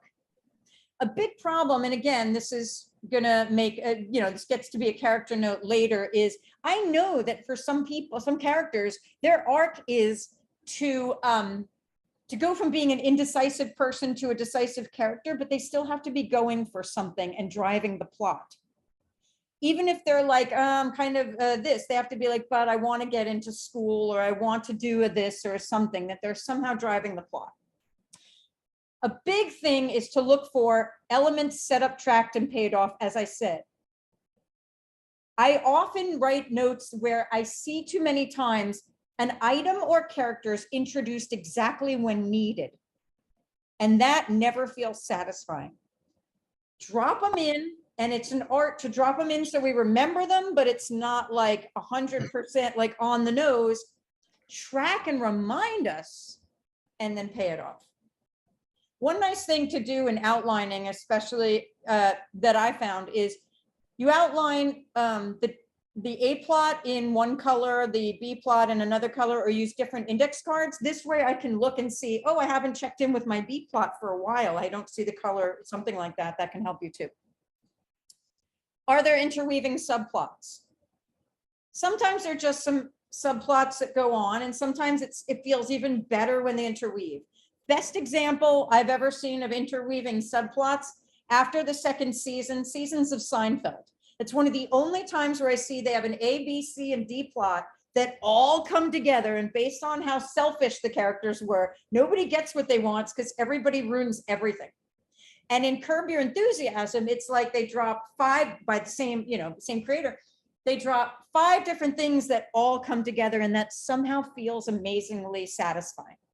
When the subplots can interweave either by plot or even theme, it really feels satisfying.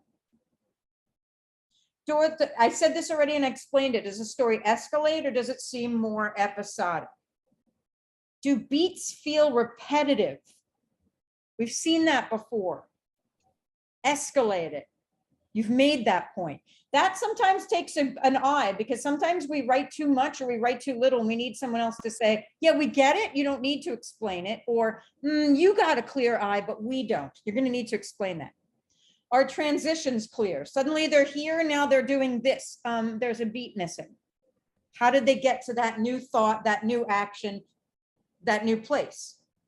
Without just always showing stock footage of a plane flying somewhere. Does each scene move the story along? Is it too overloaded with flashbacks, voiceovers of devices that slow it down? Greatest example of voiceovers, I think, is the show Dexter. Never use voiceovers that tell exactly what we see. Use it for contrast or other things, and use it sparingly. Dexter's great because he may be sawing off like a body and being like, did I leave the light on? Or I should get Rita flowers. And that really gives this contrast of like what a person's thinking about when they're doing that. But I think too many flashbacks, you should use them, get into them, get out of them, and keep the story moving, because they slow down. Definitely not in the first act. Not too many, because we want to get that story moving and get that character driving that arc. Are there too many time jumps that kill conflict?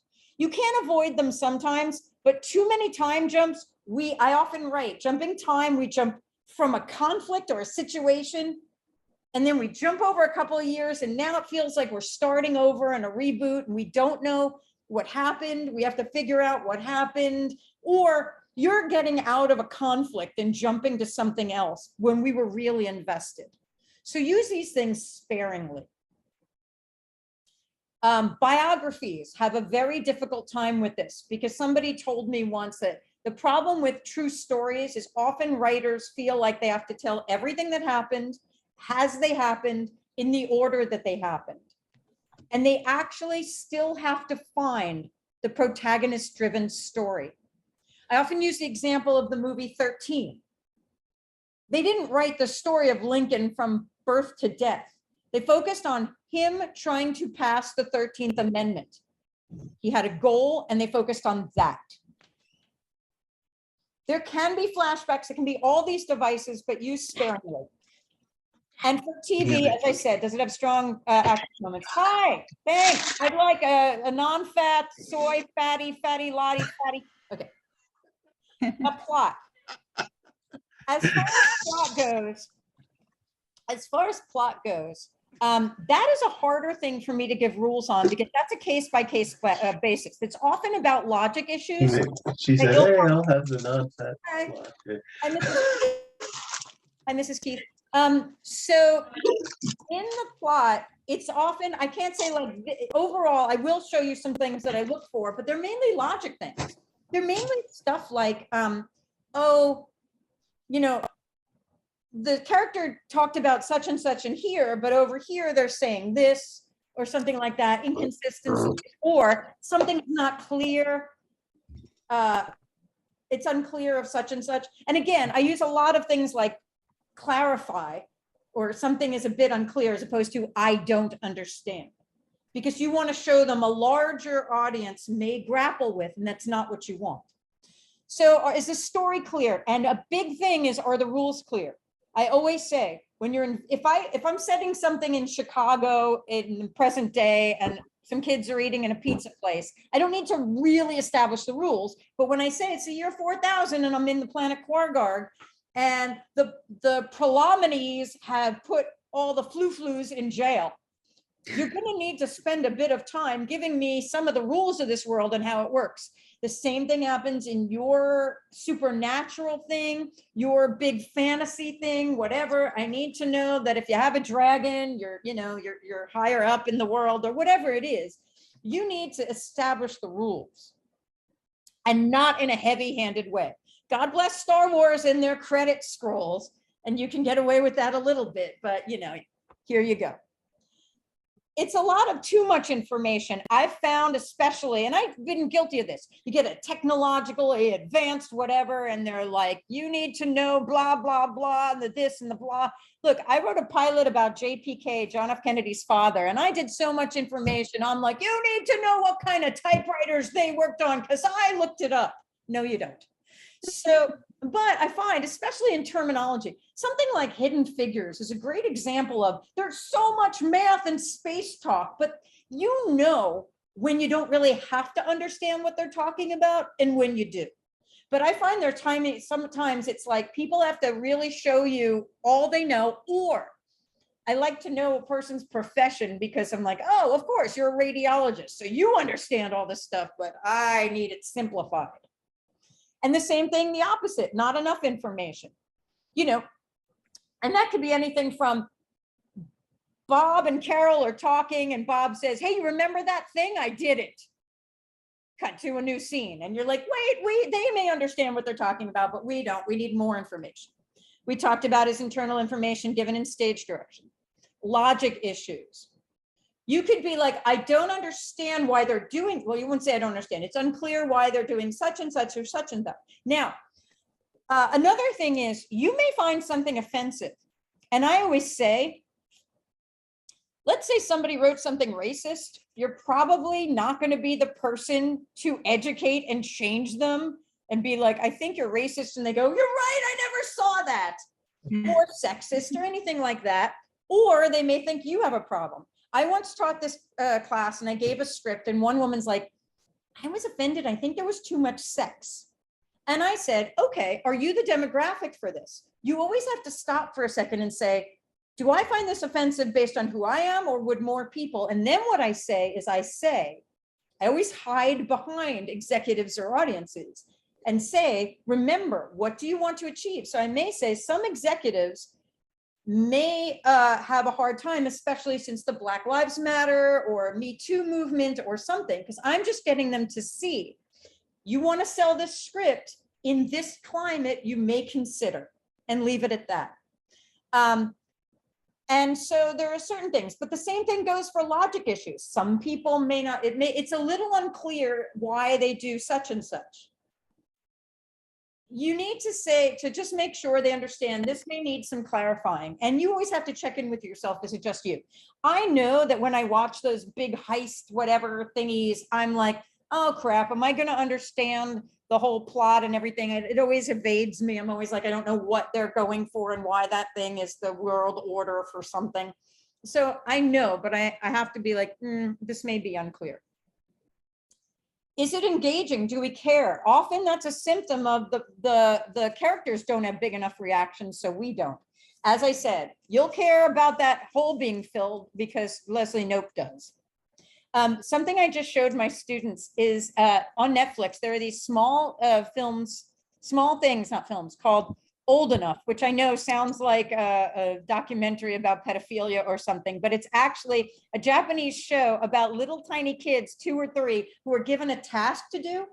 And there was this one episode, like this little girl had to cross the street and go here and get her dad an apron. And you are like sweating for her.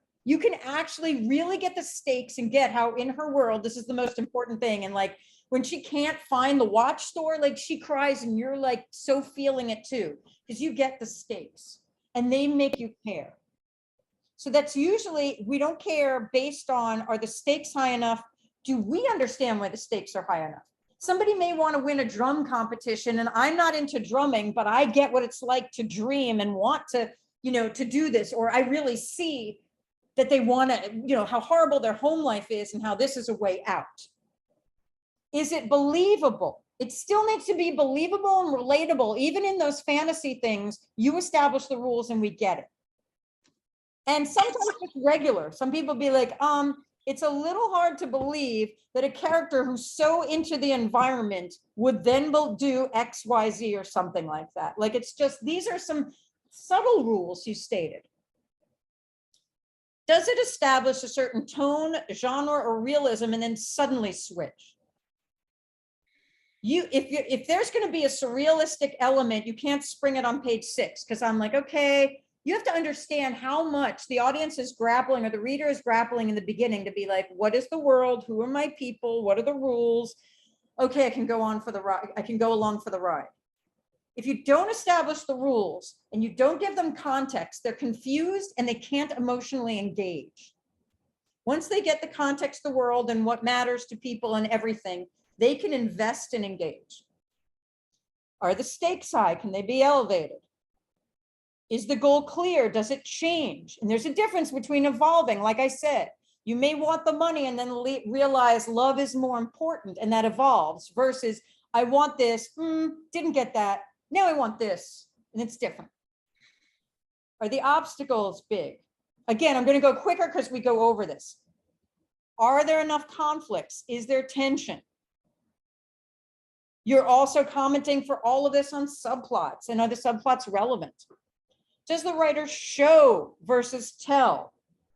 Do they just like tell you, these people are in love? Man, you've never seen a love like this. Their love is big. No, show me. They're so much better than saying the girl is hot than writing something like, I think in the Get Out script, they say she is reminiscent of a first summer crush, summer camp crush. And I'm like, oh, you don't want to make the reader work too hard, but when when you pull them and they do some work and they invest themselves and it evokes for them, it's great. Are conflicts resolved? Sometimes there's a lot of like, boom, boom, boom, boom, and we resolve these, and you're like, but what about this? And yes, cliffhangers, and for a television plot, it will unfold. Is the story engine strong enough, etc.? Do we understand the choices made? Sometimes, especially in like action movies with stoic, strong, silent characters, they do this and they do this, but we have to get inside of them somehow, because otherwise we're like, I have no idea why they're doing this. Just suddenly they're doing this choice, then this. Do plots or devices suddenly appear or disappear? We might have a narration every now and then, or, oh, they've never, suddenly out of nowhere, you introduce like a ghost on page 70, but this was a realistic script. So you're establishing devices. And again, the audience, the reader is like, okay, I get what this will be. Wait, you changed it on me later. Pacing is another thing you can talk about, but that's a symptom. You want to know if it's a quick and entertaining read. And as I said, episodic slows down the pacing. If they're not on a high stakes active goal, but it's more like, well, that was a great thing with the ball of twine. Now let's go to South Dakota where I have a funky cousin and we'll deal with that, wah, wah, etc. Do scenes go on long? Because that can affect pacing. In a theatrical play, if you want to tell a kid that he's adopted, you do a 14-page scene where you have small talk, tell them how much they're loved, and then you like break it to them. In a movie, it'd be like, hey, son, by the way, you're adopted and we're giving you back. We actually have your room rented out, cut to new scene. And you're like, wait, and that's how you do it. And you move them. I mean, that's a horrible example, but I'm just saying, enter late. Enter late, leave early. You don't build up a lot. You get right into things are moving, escalate, move. Is it dense? Has too much exposition? Is it bogged down in technical speak or information that some is needed, some is not? Are some beats repetitive? Are transitions missing because it's kind of clunky? This happens again. That's with the episodic. As I said, in TV, do the act break moments or scenes propel us into the next one? Are there some fun scene transitions? That's pacing. I didn't give you a break. Let me give you like a 5-minute break. Go to the bathroom, do things, drink your coffee or something. Let's stop here before we go to characters. I'll go to the bathroom too, and take a 5-minute thing. You can turn off your video, whatever. I will resume at 12:25.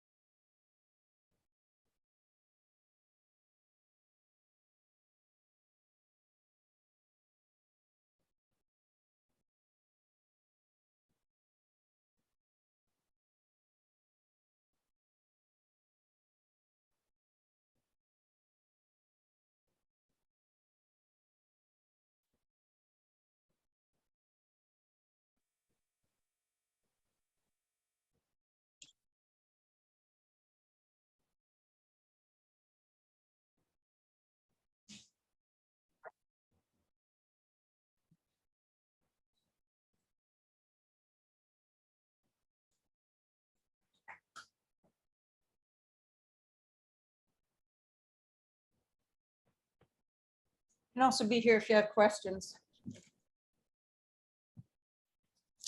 I have a question.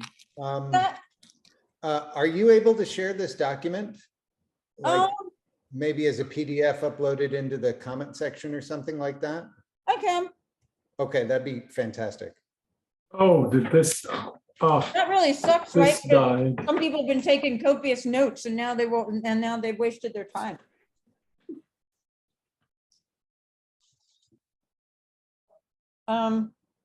Yeah, Well, or I mean, I can certainly take notes from the video. no. Let me see, so open the chat, I can do that now. Because I call this my compilation. Thank you. No problem. I think I'll have to do that when I stop sharing. Yeah, that makes sense. Having trouble with that. Oh my I've done this workshop so many times, but I've never And done the oven has to be preheated. Okay. All right. I think someone's on the phone. So I've never gone through all of this in such exhaustive detail, and I am a little exhausted, as sure most of you are. Not that you don't love my mellifluous tones, my nasal twang. Oh no, John lost audio. I am talking. Let me see if I can do something about that, but I doubt it. Actually, I'll stop share for a second and do this. Let's see. John. Oh, Russell can hear me, right? Yeah, but you're an ACE, so you know you're good at all this. John Marcy, you're not even on this, so probably you left and will come back in. All right, why am I still doing? Okay, I don't want that. Trying to see. Hey,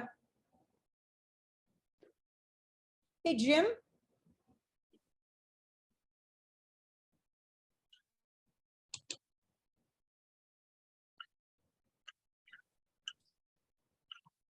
Trying to see why my chat thing doesn't let me upload. Okay, wait, I got it because I said chat previews. Let me see. Chat. No. I usually can upload. For some reason, it's not allowing me to do that.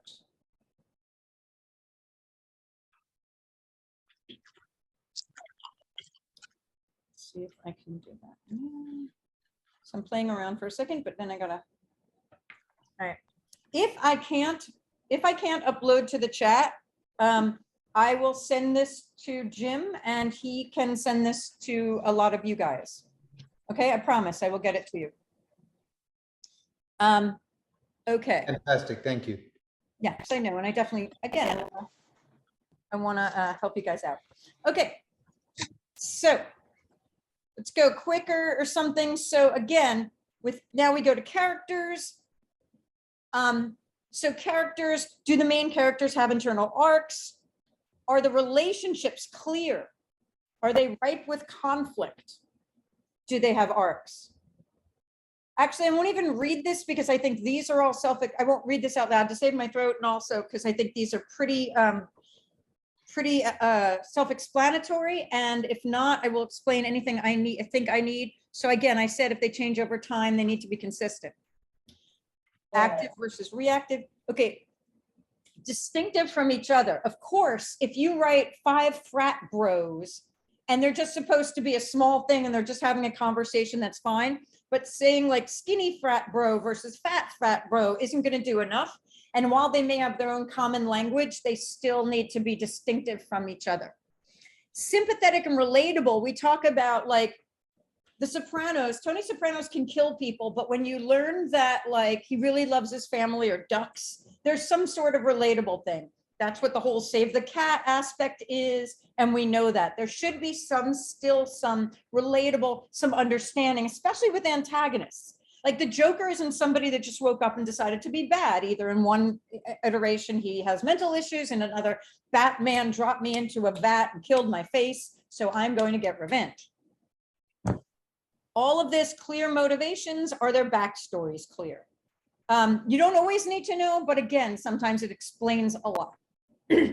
Another category is dialogue. Again,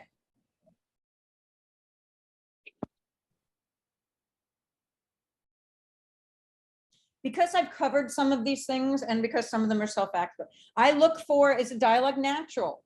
Do different people have distinctive voices? Is there subtext or people on the nose? Too much exposition. I used to do improv, and it's like you had to figure out how to get the who, what, and where out as succinctly as you can so everybody could know how to do the scene.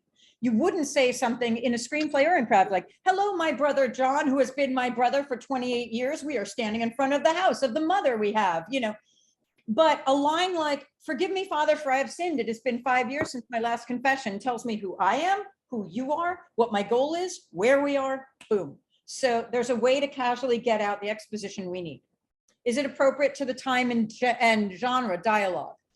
I always think about, what is that show? Deadwood.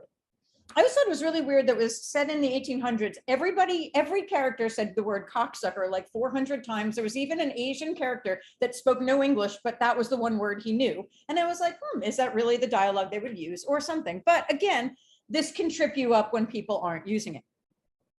Is the dialogue clear? And logic issues, as I said, come up like, oh, he said this before, but now he's saying this. Or, when he talks about this, it's unclear what he's referring to. Again, a lot of times characters refer to things that the writer may understand or they might, but we need a little help. And as I said, would a civilian audience understand all the terminology, or is it too dense? Because you want to think, yes, in your big sci-fi thing, the sci-fi geeks will come and they'll know it and they'll understand or they'll follow along, but also make sure if I didn't know this, if I wasn't in the Army, if I wasn't a NASA scientist, could I follow along? Another thing they do is theme. Now it's true, I say big fart movies may not be theme focused, but you're often asked to find the theme or message, and you're welcome to say, this is not a movie based on themes. However, there are themes of love or something like that. So sometimes you have to identify the themes or messages. The themes hopefully are told to us and not shown. And that's something I always, that's a note I write a lot, is like, you don't have to hit us over the head. Showing us is a lot more. I know way too much about how like there's nothing more heartbreaking to me than the opening of the movie, not the opening, the beginning of the movie Ray, watching this little blind boy trying to find something and him crying and hurting himself and bumping, and watching his mother watch him do that, knowing this is what he has to learn. Like, I learned so much more than if you told me. Again, what if it's a broad fart movie? Can you find themes? Good luck, you will. And how can a writer make their themes stronger? Usually it's in the character's arc. I usually write a note over and over again. We learn what the characters do, and the message will be clearer when we see the character has changed.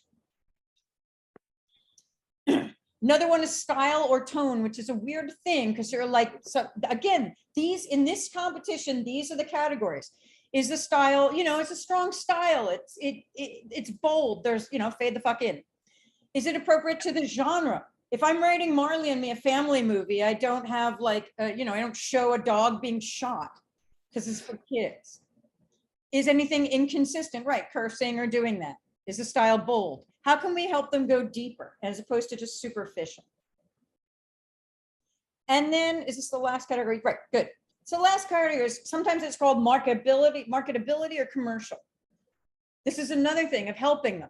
Is it original? Is usually helping in how to make it marketable. Is it timely? Ooh, it's dealing with things that the world is really grappling with right now. If it's a feature, would it be more of a studio or an independent film? Again, that goes back to concept and things. Will it attract talent? That goes back to, and again, these are notes I can then say in my summation to be like, the character arcs, if they're more active, if they're complex and messy struggles, that attracts talent. Somebody had a question? For TV, can you see what kind of network or streaming platform it might be right for? Is there an audience? What might be the audience? Is the budget big? And some places they want big budgets. There's some agents that are like, I don't want the little indies. I want to find stuff I could sell and make a lot of money for. Does it already have attachments? Sometimes, and you'll be told if somebody's already attached, because it is weird to be like, oh, J-Lo is attached to this. Do you think will you pass and recommend this script? You're like, I guess so. Can there be product placement is a really weird thing. I mean, what was it? The Italian Job that sold Mini Coopers. So many Mini Coopers were sold by that. There is one agency, and I'll show you that they're like, hey, this could also tie in with wireless and soda or whatever. And is there anything that you think could increase the marketability? So in this, we would then say, you always do a recommend, a consider, a pass. Yes, you're God, and you can kill dreams or not. And their last things are, you know, this is like the summation. These last two, why, if you would, what are you looking for, and how could they improve their chances? Like, this is kind of like just the summation. So we spent most of our time on this because this is where I show you the different categories and what those categories are. So now I'm going to show you a quick private coverage and barely spend any time. I just say, for me, when I do private coverage, I'm like, what does the writer really need? And it's not as many categories. It'd be the title, the writer's name, the genre, how many pages, covered by me because they hired me, the date. I give them a log line. And this, by the way, as you can see, I kind of fuff with, but you can kind of get it. A woman loses everything, including her sanity, in a futile pursuit to become her mother's favorite daughter. You can kind of get what she's going for, what she's up against and stuff. It's not the best. I don't do a summary. And then I give them comments. I do break all my rules here because somebody hires me, and this person happened to hire me over and over again. Every time she rewrites, she's British, and I talk to her directly and I give comments like, this is too British. But I would never do that if it was a professional coverage. But as you can see, the way that I do is I'm like, here's an overall. Here are my main things of what we'll focus on. And then what I do often is I break it up into acts also, because sometimes it's nice when you're like, especially I do this for Coverage Inc. too. If I'm ever reading for Coverage Inc., I'll do like act by act because I have to summarize it, and you want to like stop and be like, this is what happened, etc. So I kind of break it in and I do these very detailed notes, act 1, act 2, act 3. And then as I say, always my 2 cents, and I back it up. I'm like, that's what I do for a private coverage. That's the last in my coverages that writers will read. So now let's go to the ones that agents read. And this is a big one. This is a big thing. So I'm going to show you, this is the worst. I hated doing coverage for this agency, and I'll show you why. But I'll also show you now, we're going to switch from, I'm guiding a writer to an agent has made me read this for them. So it's most usually a literary agent. And the goal is, should I represent this writer? Or it could be, I got a script from one of my writers and they farm it out to a reader to give them notes. They rarely give notes themselves. Sometimes they do, depending on if they're a manager or an agent that is much more hands-on. And their goal is, can I sell it? So whereas beforehand to a writer, it's how do I make this better? It's what is there? What did you read? Is it good? Should I consider it? And remember, you can't like everything because then you're not making their job easier. You get 4,000 scripts and you make them read 3,000, you're going to get fired. You don't like anything, that's a little difficult. You should be discerning, and you should always research and know what is that company looking for. They will provide you with information. They'll say, here's the title, here's the writer or writers. They will tell you if a studio is attached or an independent film company is already attached. They'll tell you if a production company is attached. They'll tell you if producers are attached. If not, N/A, not applicable. The draft it was written, if it's a client script, maybe especially, I want to know. I also, by the way, always tell writers, don't include what draft or the year or the date of your draft on your title, as it can date it or make people wonder if it's the best or anything. Never, I say wipe that off the title page. How many pages? What's the genre? Again, they also want to know, can I make money from this? How much will it cost? What's the time period? You're going to sometimes be a detective. I love when somebody says 1962, but sometimes they don't. Most times you can say present. Now, if you're confused ever about a log line, or you're confused about the setting, or characters' names weren't, ages weren't given, you can always say not given, like age not given, or you can say unspecified something, because it's not up to you to provide stuff that the writers didn't provide. It's for you to say unknown, something like this. 1970s seems like, or whatever best you can do, because just to let them know, I know this is what I was given. It's not your fault. Location or locations, reader's name, date you're doing it. So here you do the log line. This is when they want the stupidest thing, which is they want a synopsis, but they're also going to ask you for a shorter synopsis, like a 1-paragraph version, you know, synopsizing the synopsis, which I think is ridiculous. And my only question could be, do some agents go, I don't know if I want to even commit to reading the synopsis. Let's see what it, you know, if it's interesting. I don't know. I do know you still have to do everything because they put it in a database. So I don't know why, but they do that. Then they say synopsis, and they'll tell you, like, we like 1.5 pages, and they say start writing, always have space, break up paragraphs. It makes it easy. It's not overwhelming. They can take a break. They can move here. Then they say write your comments. And this is where, like you said, you can say the characters, da da da da da. You know, from that first thing where we listed 10 topics, the structure, blah blah blah blah blah blah blah. You can go into that. You can say what works. You can say what doesn't. I still don't say I still kind of represent. I'm still professional. While I don't have to be as sensitive to a writer, I'm still professional. We all know that if you work for an agent, you want to get them to represent you, but you don't put that in you don't let it come out in your comments. You have to remain objective. Then they have you do this. Poor, fair, good, excellent, for all these different topics. And format is the formatting, the professionalism. It's always something they look for. Do you recommend, do you consider, do you do a week consider, which I love, because sometimes I'm like, up to you, and pass. And then I'll show you now why I hated this one. Then they asked us to do this. Character breakdown. They asked you to list for the top 8 to 10 characters, their gender, their age or age range through the thing, if they're lead or whatever. Then they asked you to count the number of scenes they all had, which I told them I would not do, and I didn't. And then give like a quick description. But this specifically, I said no. They also tended to give you a script on a Friday, tell you it was due Monday, and not tell you it was a rush. Other places will say, for a rush, we will pay more, and they will ask for it faster, and that's great. But this I said I wouldn't do. I said, if I tell you if it's a lead or supporting, that's great. But an agency here, they would say they want to know what's attached. It's obviously going to influence them. They want to know budget and things. They want you to tell them the story, and then they want you to tell them how the story was executed.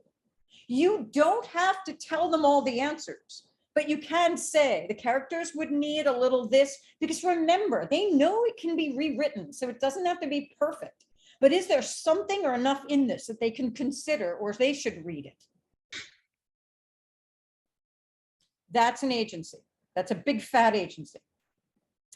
Here's another one that I'll do real quick. This was another agency I did way too long ago. So here they would be title, and they'd say, what's the writer? They'd tell you who it was submitted to, which agent, and if it was submitted by, because it might be submitted by a production company or a regular person or something. Type is it a screenplay? Is it a teleplay? Is it a manuscript? Is it a novel? How many pages? When it was written? If it's based on something, what was it based on and who wrote it? If there were previous drafts, maybe someone else wrote it. Purpose, general submission, or for a specific client and the client considered. It may be like it's to a directing agent, an agent who has a director and it's for that. And you'll notice that I say time is a present, location is a bunch. You're going to have to start educating yourself, because this is something I knew nothing about. What the budget might be, genre, subgenres, and they wanted to know what marketing things. Oh, there's lots of cars, there's computing, all that stuff. If it's a book, the publisher, who's the reader, they'll give you the number and all that. And then, as you can see, I struggle with the log line. 3 men rob a bank and enjoy the money till they're trapped in a Swiss hotel during a snowstorm, as a police inspector and their victims' hired goons check in. So you can see this pressure. And that's why I go budget. Well, we do go, it is kind of contained, but we do go to 3 places. And then my premise is, I actually summarize it like that.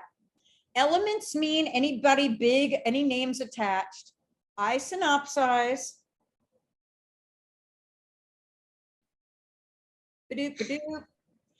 Then I give comments. It's a fun piece. Here are the main issues.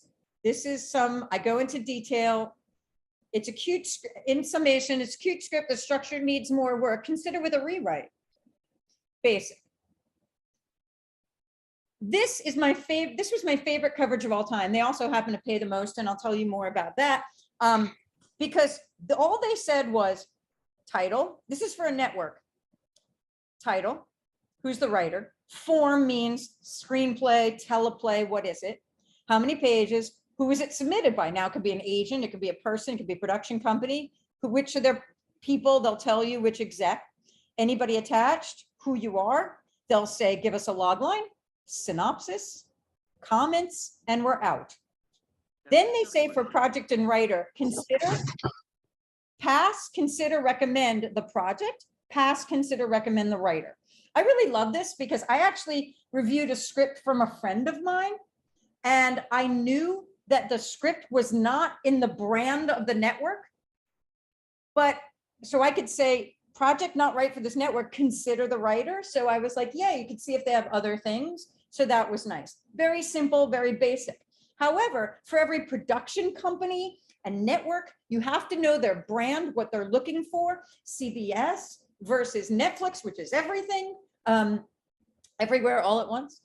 That there's the Hallmark channel, what they're looking for, what they'll do, what they won't do, etc. So you actually have to talk about if it's a fit with, and that is just like, that means don't take it personal. I've got a question. Yes. I barely hear you. Oh, I think my Gotcha. cat ran across my laptop way too many times. Can you hear me now? Yeah. Okay. What do you do if you read a script and it's good and entertaining, but it's maybe too similar to something else you've already read or already out there, a genre that's overdone? What rating does that get? So you notice that under concept, that might get a low score as it's not very original. I would just say, especially in my summation of the comments, it's something, while we've seen this we've seen this quite a few times, it's found a new angle or a fresh angle if it has, or it's a lovely script, but we've seen this many times. That may be a reason that you reject it or something. Anne and I from Coverage Inc., I actually just read 2 different scripts about the same exact person in history. And I'm like, this one found a very fresh angle or something. That's another note I write a lot. Like, it's very hard to find an event, character, situation in history that hasn't been explored, but this script did. And they found an angle on it. Am I going to say again? I don't know if that was that person on the phone again, or if Keith's wife is bringing him, or whoever that is that brings him more coffee. Okay, so this, I'm barely going to go into. I'm just going to show you that an independent producer who was a little nuts, but really great in the fact that she could find life rights like you wouldn't believe. It's just, this is one of a book, and I did recommend it. So she set up her own template, which I thought was weird, but title, author, purpose, spec, it's on spec, should I consider it, submitted to her. She was the only person. I don't know why she had that. Reader, it's a novel. Now, the thing about a novel is or a book, you usually can't comment on structure because it's going to be adapted. And you'd think in a book, there's always something, like maybe on page 65, there's a cute dog. Let's just make it about that. But there still is. Is there enough in this? They'll be adapted. And you can say the focus, I think if the focus is, never say I, but, if the focus were on such and such, that's really great, blah, blah, blah, blah. So a nice thing about the books also is often there are companies that will pay you a certain amount of money for coverage. And then I think that agency that I just showed you would be like every 50 pages, you'd get more. So the good news is if you're reading a real fun book, you're writing just a longer synopsis for more money. If it sucks, you're stuck with it for like 700 pages, oh well. She wanted tone, that's weird. But if you look, time and locations, 1908 to 1948 Louisiana. She asked me to list the main characters, but not how many scenes they're in. No elements are attached, no source, because it's a book. The budget is a high medium. Bottom line, I say recommend. And you'll see when I say the log line.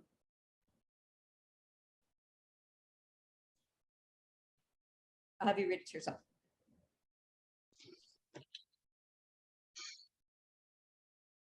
Hey, Bev, while everyone is reading to themselves, let me just, first of all, hi, and let me just jump in and this is actually supposed to wrap up in 13 minutes. So if you want to go a little long, that's fine. Just let everybody know. And don't forget to leave a little time for some Q&A. Okay. I definitely will. Thank you. So Woman's True Account. Now, if you notice, this goes to the answer about that pilot too. It's a book and it's actually a trilogy. So I am saying this is kind of what it goes into. However, and you'll notice when I say what I judge about the concept, I sound really shitty because it's like mid to high disease movies have done well on television, but this one hasn't really been dealt with much. So I really do say, like, the fact that it's a true account, I want to put in the log line because that is marketable, that they're dealing with this and what is going on is the book. So I synopsize it as, and it's a whole book. She has me do these strange things, conflict, character arc, themes, comments, and I do that, recommend, etc. So as I say, we then go back to like just the whole things like Euphoria. This is the log line a friend did. One of my students did. A drug addict, addicted high schooler recounts sedation, met a transgender best friend while confessing to the murder of another classmate. That's big.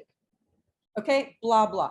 So, God, my mouth, my throat. And that's Jim, who I've never said hello to in person or like this. Okay, but I won't take time with that. That is my humongous spiel about through templates, etc., how it goes. And I've never injected all that stuff into that one thing. So we stayed with that one template forever. coverage, many times, if you read, the pay can be anything from like $50 a pop to 75 to 100 or something. Private consults is the Wild West. You can charge more, although you have to kind of have experience with that. How you get a job also, I would say resume wise, anything you have like an MFA, or you've gone to film school, you've placed in competitions, your experience with writing, your experience doing coverage. I think the two of you that I already know have been in the business. That helps a lot. Jim is a huge expert and can take over and also answer questions for anything you have. I am so sorry. I know this is like a lot of inundation, but that was a whole bunch of things to be like, this is what it is. This is how to do it. Also, writers can kind of get a sense of why they say to do the things, how a reader thinks and feels. And I should answer questions. And then when this is done, Jim, do you have a way of at least seeing who attended this so I can send them the compilation? Oh, yeah, of course. Yeah. Okay, excellent. Questions? Woo! Oh, wait, but before you get into questions, let me just interject, Bev. So have you touched on, apart from what you just said just now, actually, like if any of these attendees are interested in doing coverage professionally, like how to go about, getting your resume together? One of their questions and stuff. Well, Coverage Inc., you have the guy right here. No, but I say a lot of times a first job is easier to get with competitions and things for a writer, for writing. I know that Austin often asks people to do it for free, but at least you have a resume credit doing their internships and stuff that are unpaid. But also, I also tell people to be prepared by, if you use these templates, you can go, I love the website Script Slug, and find a produced script. And you can actually do one of those so that a potential employer can see, oh, I know this movie, let me see. And then you also do one for an unproduced script, could be a friend's or something. So an agent or somebody can say, if I've never seen a script, do you make it clear to me? Like for an unknown work and a work. And you can do that easily. And again, a lot of these jobs can be through script services, competitions. You can call agents and executives. I know if I know correctly, Coverfly often keeps or has like a pool of readers. And I think that's a good place to start. Also, I've seen jobs on Craigslist and in entertainmentcareers.net. And if Jim knows other things. I know no other things. No. So, okay. So just real quick from my perspective, if any of you guys are interested in actually making a couple of extra bucks, and I do mean a couple, doing coverage, there's a couple ways to go about getting into it. Probably the best way I've seen is take a university class that actually has internships, because they will place you at companies and you meet the people and you show them how awesome you are, and then they will generally give you some scripts to read, and then you can show them what you can do. I'm not going to tell you how to go about doing it because Bev just spent 2 hours doing that, but basically that's assuming that you've got story chops and you can bring it on the page in the first place. Other than that, like Bev said, contests, absolutely. There's a lot of contests. Like we all know in the industry, like what the good contests are and what the crap contests are. The crap contests generally don't pay very well, but just about anybody can read for them. So if you've got a couple of good samples that you've written on your own, like Bev said, just, find a couple of scripts and then just write up some coverage samples. And if you've got a compelling resume that particularly shows, let's say you've got a degree in film or screenwriting, or you've maybe just taken some UCLA classes, or anywhere. If you just got anything that shows that you're learned in the field, there may be a contest that will roll the dice on you. And we're talking crap money to start. Like it might be $15 to read a script and write, a page or two of commentary, but it gets you in the door doing that. And then the more you do that, the more people get to know you, and the more the work will eventually start to snowball. Like Coverage Inc., for example, we don't hire anyone unless you've got a minimum of 1 year industry experience and a degree in film or production or screenwriting, something related like that. But in a very, very rare instance, we will look at someone who doesn't have that experience, who is just absolutely gifted. But that's our tier, okay? But there's plenty of other people who do not have that tier. And if you're just competent and you've got a good attitude and project that, they might give you a shot. So again, it's not a lot of money to start, but if you're just looking to make a little extra money, but even more importantly, really kind of coalesce your own skills at writing, doing coverage is a great way to do that, because it really forces you to sort of revisit your own technique. When you're reading another script and commenting on it, you learn. Every time you do coverage, you learn and you absorb that, and it makes yourself better. So, I mean, that's basically like the 2-minute speech in that regard. But I mean, the easiest way, I would say, take a class, and don't forget IMDb is a great resource. If there's a company that makes movies that you like, let's say you're a horror person, and you really want to get into reading horror because horror is your thing, horror cold, you are the horror person. Just email that company, find their contact info on IMDb and introduce yourself. Hey, what's up? I'm Joe Blow. I'm a horror guru. Let me do a sample coverage for you for free to show you what I can do. And they might go, yeah, sure, because otherwise they would have to pay $75 or $100 to have someone on their staff do it. Yeah, just real quick, I just want to say, so I was able to put things in the chat. Jim, I don't have access, and I could look for it. You have access to the link to my book on the publisher site, because that benefits me more. But I did put the Amazon one, even though I think I got $1. And I did put the compilation coverage up there. So those of you who are watching this on a webinar, you don't get it. Only my star people here do. But in the book, or with these templates, with these templates, I actually do say that you can take one of them as an example, go find a produced script, and then go find a friend who wants you to give them notes or doesn't. Do samples on your own, and then you have samples to show.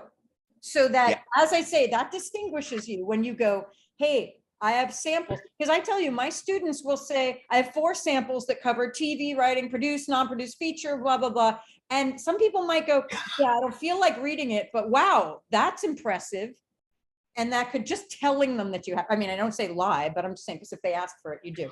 So that is something to get you ahead above, is to already have that. And also, like I say, practicing means that if they do give you a test script to sample to do, you're not freaked out. You're like, I've done this.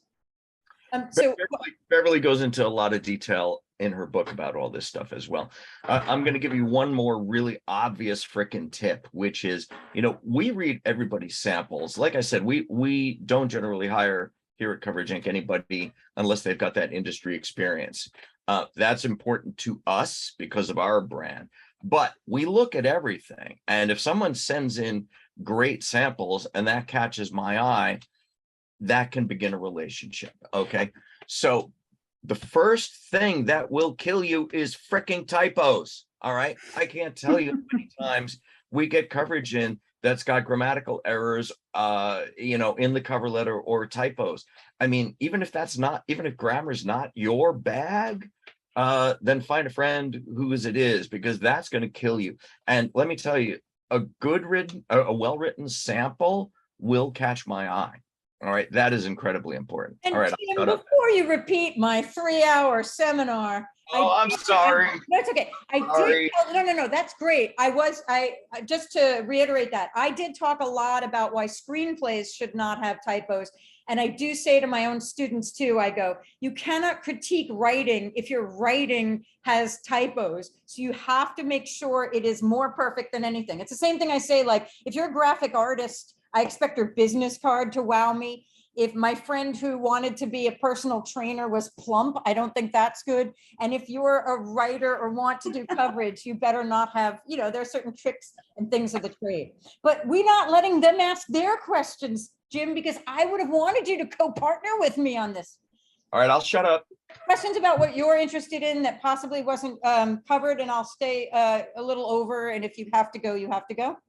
Are there any questions for myself or Jim? Yeah, Keith.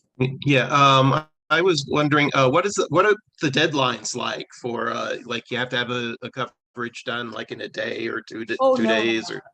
So as I said, except for horrible agency, that would give me something at Friday and tell me it's due Monday and not call it a rush. Places will often give you, I would say, a week to 2 or sometimes even more, and then they'll pay you more.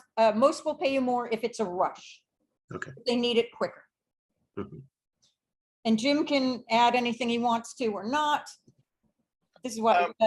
I mean, there's a sliding scale, you know, if a client needs something fast, they will pay a rush fee. And then we will basically send that out to whichever of our people we know are available who do that genre and ask them, hey, this person needs this in 2 days, or this person needs this in 5 days. So, and I know with Coverfly, Coverfly is just like a big aggregate of smaller companies that they have acquired. I think it's like 25 or 30 small coverage companies that are now under their umbrella. They just have a big database online. They just put stuff on the database like, okay, this is due in, 72 hours. First person to grab it gets it. That's it. It's like the Hunger Games, but for readers. Yeah. Other questions? We should have had more time for questions, but most of you seem shy. Either I talked your ears off and you are brain dead, or I was so thorough, or I don't know. Yes, John. Yeah. My question is more for Jim. How many readers does Coverage Inc. have? It vacillates. It's generally in the 30 range. It vacillates between around 25 and 35. We'll kind of bring in more when we're doing a big promotion like Get Rep Now, something like that. But yeah, usually around 30. And as you all know, like I assume you've come to this because you've used Coverage Inc. This is an incredible service, and I really think their quality is great. Their standards are great. Jim and Anna have like thrown back a coverage or two to me and been like, what do you mean by this? Or they need to know this, or did you know this is a typo? I mean, Jim even showed me a typo on my book cover that is now fixed. It was just because I didn't know the difference between Premiere, because it's called I Got You Covered, the fun Premiere guide to notes and stuff, and I used the wrong Premiere, which only Jim caught. Okay. Oh, yes. Typos. I know. Anything else? But it's so funny. I'm glad he did say that though, because like I hate telling people how important it is not to have a lot of typos, but you don't want the reader to already be on the offense. Right. So, we have 30, but I mean, we're just one company. There's like 100 coverage companies out there. So there's a lot of readers. Bev, have you cautioned them how little money readers actually make? I did, because my book, my class, my life always begins with, I know you got into this, you want to do this for the glamour, the gold, the girls, and the glory. Yeah, so most people do this as a starting job, or they're an assistant or a development executive and it's a part of their job, or it's a side gig. And I now that I've been doing this since like maybe 1999 or something, I laugh when people go, well, I think it'll make me a better writer, because it's true. It's just when you're on your 8,000th script, you still learn what to do and what not to do. But it does, because you're like, yeah, I think the first 2 million, whatever. Yeah. Well, the difference between Coverage Inc. and, as you mentioned, all those other coverage companies was, I had the horror screenplay, which I'm producing and going to direct right now. I put it through Coverage Inc. 3 times because at first I didn't know where I was going, but I know their readers read it twice. They go through it and they double check it and everything. After doing that, and it was getting close, I sent it to We Screenplay. They returned it to me in 2 days. Totally hated it, garbage, didn't get anything from it. And I looked at that and I said, I paid $100 for that coverage. And I said, well, that's what I get for $25, because that's all that reader got. They just, I love Coverage Inc. There are hundreds of readers out there. Coverage Inc. is the place to go if you want to. Jim, now I know that you're going to spend your Saturday watching all the things I already talked about and possibly being embarrassed of some of the things I've said on your company dime. But I did go over quite a bit about what kind of readers there are out there, and that places like you do actually vet and we care and things like that. And how I'm trying every time I train somebody with, whether it's a book, a class, or anything, to be a new generation of readers that encourage and guide and don't smash hopes or are jaded. Well, I appreciate that. Look, let's be real here. Thank you, John. First of all, that's very kind of you to say that. But it comes down to the reader. It really does. A little bit the company, sure, the company's ethos, of course, permeates, and the type of people we like to work with. You know, there's lots of times that readers who work for other companies can't cut it here at Coverage Inc. But that said, you know, I happen to know some great readers who work at We Screenplay. So let's just be real. It comes down to the person and what they're willing to give you back. You might have just gotten a bad reader from We Screenplay. It happens, you know. So you know, in horror particularly, we have some really great people here. All of our horror readers are all multi-produced. One of them is an actual horror executive who works at Ghost House, who reads for us. We're just really lucky on the horror side. So I mean, you can find great readers anywhere. You know, it doesn't necessarily matter the company. So I'm just trying to be as fair as I can. Anyone else? How much coverage is done feature versus television? That's a Jim question. Hey Russell, what's up? What do you mean exactly? Like what percentage are, it seems like most of the contests and Do everything you get are mostly, do you geared get towards more the features. features than you do get TV? Obviously, competitions are going to be different when it's like, this is a feature competition, this is a TV competition. But for a coverage service, it's open to everything. Jim, do you find yourself getting more features or more TV? Yeah, You get hour-long, do you get sitcoms, do you get feature films? it breaks down like this, and this is just what we see. I can't speak for other companies, and maybe Beverly, you might have some more perspective on that, but it's around 75% features, around 15% 1 hours, and then the rest is everything else. You know, half hours are a much smaller percentage, and it's really weird because you'd think a lot more people would be writing TV now, considering we're in the middle of this, you know, TV renaissance, really, and that's where most of the stuff that's being made is on the TV side. But it actually may be that a coverage service may appeal to a feature person more. Also, maybe you think, I have a 1 hour thing, it's easier to get a friend to read it. I don't know. So right now, in about a week or two, we've got the semifinalists at Slam Dance, and we are going to do the deliberations. And of course, they have 4 categories. They have feature, horror, shorts, and pilots. So we've got it down to the top 8 of each, and we're going to do that. So we're reading those. So I have to say, obviously, there are some competitions that are just for shorts or just for TV or something, but I'm sure services, I don't know. We're going to have to edit that out. You can't actually say that you work for them, right, Beth? I already have earlier, and I already said that I think I can, because I haven't said anything. Actually, I've mentioned some other places I've worked, and I did mention Slam Dance, but I revere them as much as I revere you, and I've only said wonderful things about them. Yeah, I know. Okay, I thought their whole thing was that you just can't say. All right, whatever. We'll figure that out later. Don't worry about that. I mean, it can, I don't know, but they know, and I've done many panels and workshops for them, and I just talk about that process. Yeah, my templates, I don't tell you where they're from, or you don't know which, especially since I bagged on one agency.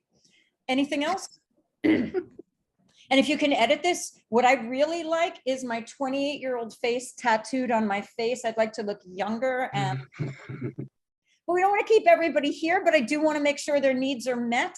I'm codependent that way, in a good way. Anybody else, if there's anything else you need, people came in and out. There will be people watching this. This is your chance, guys. Any questions at all, throw them out. I have one same question again for you. I kind of want to expand on my question I asked at the beginning about sort of the boundary between the internal thoughts and feelings and omniscient perspective.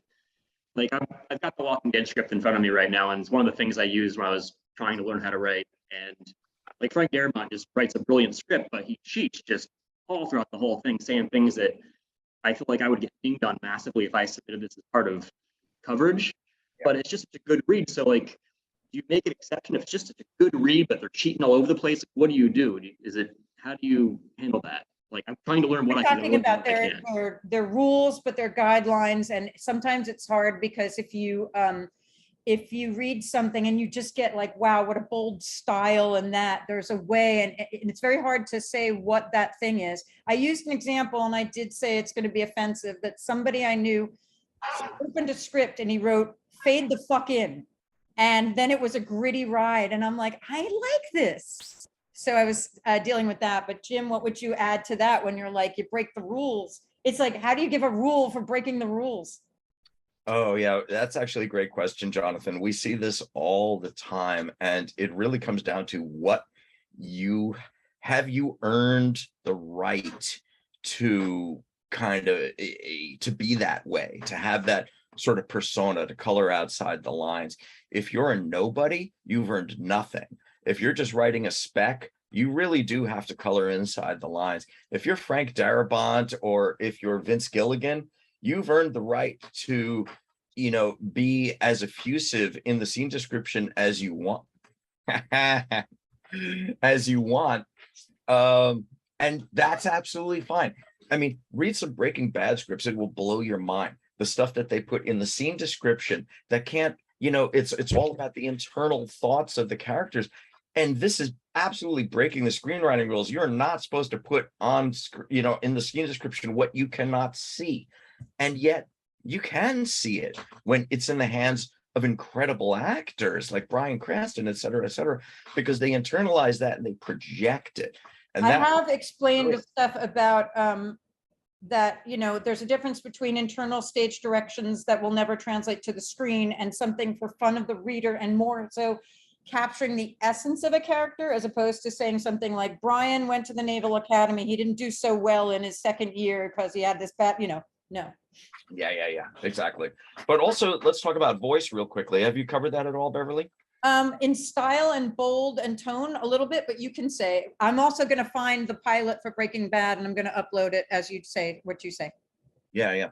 I mean, look, an aggressive voice, a distinctive voice, anything that makes you stand out from the pack is great. And there are ways, like cut the fuck to whatever, stuff like that. I mean, that can work, or it can absolutely backfire on you. It depends on how strong the rest of your craft is. I mean, you can announce yourself as an incredible screenwriting talent by use of just a couple of really bold ways of phrasing things and sort of disregard for the rules right up front. But then you have to be able to back that up with your own screenwriting craft. If you can do that, you will command attention and people will think, great voice. And that's incredible. And obviously Frank Darabont's got that, in spades. So, but with newbies, we have to be careful. We're not Tarantino. We're not all of these people. People will cut us maybe a little bit of slack, but not much. So what I generally say is temper your enthusiasm. Get that stuff on the page, but then show that you've got the basics there. If the basics are solid and everything else, then give them a little bit of flash. I did. So in the chat, you can find compilation coverage, link to my book on Amazon, and then Breaking Bad. I have that script. And again, Vince Gilligan had already had a career on, what was it, the X-Files or something, but still, you'll see he breaks a lot of rules, but notice that the way he does it evokes things in you. It's not, well, you're telling me things that we're just going to lose when shot. Right. I have a question, if I may. So I'm writing a script that is based on Revelation, the book of Revelation in the Bible. And there are certainly things about it that are not what I would call cinematic. So how true, if you're writing a story like that, how true do you have to stay to what the material is versus going outside the lines there. Well, you're talking about an adaptation, and strangely enough, I also adapted something from the Bible. God bless us, literally. But I, in all adaptation, that's a really fine line, because when you're doing that, you go, how much should be truth, how much should not. As I talked about when I said something about Lincoln, the main thing is also like, even if this is based on some true thing, you don't tell everything that happened exactly as it happened. You still have to find the protagonist-driven, high-stakes story within. Jim? Yeah, I mean, that's a real tough one, because people are going to have expectations. I mean, this is going to be something. And the fan base is going to be a little nuts. Right. Yeah. I mean, it's going to be a certain amount of zealotry in there where people want it literal. And, with any other adaptation of any work of literature, when you adapt it for screen, people generally accept to a certain amount that there's going to be stuff left on the cutting room floor. I don't know. That's a tough one, Jay. I mean, Okay. I push it as far as you can. But bear in mind, you're going to have a lot of people who are expecting things to happen in a very specific way. Okay. Thank you. Here is the link to my book that I actually make, I think, $4, not one. I don't know. Okay. Because Jim was also like, hey, we don't need to help Amazon in some ways. Fuck Right. Amazon. Well, I was like, do you want that on the recording? Okay. So anything else? We know we have taken your time. This is so much time. I don't know what your time, what time zones you're in. And some of you, you woke up, you did a bunch of things, and you've been absolutely amazing. I'll stay, and I'm gonna out Jim and say Jim will stay for a second too if anybody has questions, more questions, just because I can do that. Otherwise, thank you so much. And it really does, as you can tell, like, I'm not just like, I care about people, and I want to help them, and I want to help people, number one, get jobs who want it. I want to help readers be nicer and guide writers better. And I really want to give writers a kind of that experiential view. In the compilation, one thing I would do is, in any examples I give, it might help if you read it as if you were an agent or an executive, so you can see how it feels when you get the coverage. And you can see like, oh, this is unclear, or I'm left with questions or something, or, oh, wow, that's what they would say. I get it so much more when I've got those notes. Okay. Let me just add, thank you, Beverly. Let me just add also, from Coverage Inc.'s perspective, when we are reading a script, when we are doing a coverage on a script, we are analyzing it not just from the point of view of, is it the best version of itself that the material can be, but also we're looking at it from an industry perspective. How will industry respond? Is there a market for this? And I think in everyone's individual writing, I think that's a question you have to always be asking yourselves, because we will occasionally see a script that's absolutely great, and there is no way that this thing will ever be made. And then we feel bad. And, unless you're rich and want to bankroll it yourself, that might be better served in another format, a novel or something like that, where there's a chance that it might actually find an audience. So, as you're sort of taking all this information in and sort of putting it into your own process, this is a business. That's kind of a thing to keep in mind. Whether you want to make a couple bucks writing coverage for someone, or whether you want to just take these tips and incorporate them into your own writing, the goal at the end is always the same: to get a movie made. To have this become a piece of material that people will see and people will enjoy. And that's, this is not something that it's not like journaling, where it's just for you personally. This is something that is designed inherently to be shared. So always keep that in mind. That's kind of what coverage is all about. Is this worthy of being shared? Yeah, I gave my email only to the people watching this. Other of you that are on this thing. Those of you not, who are just watching this, sorry. No, Beverly Neufeld, you can find my book, you can find me somehow. Jim is amazing, and you guys were really, really sweet. I care too much, so does he. Oh, well. That it? That's it, I guess. Thank you, everybody. Thank you. Having Thank taught you on very much. Zoom, I think you should always have Everybody. all Zoom things with awkward Zoom wave, awkward Zoom wave. Do you want to stay on for a second? I'll stay on for a second if anybody else has any other lingering questions or anything.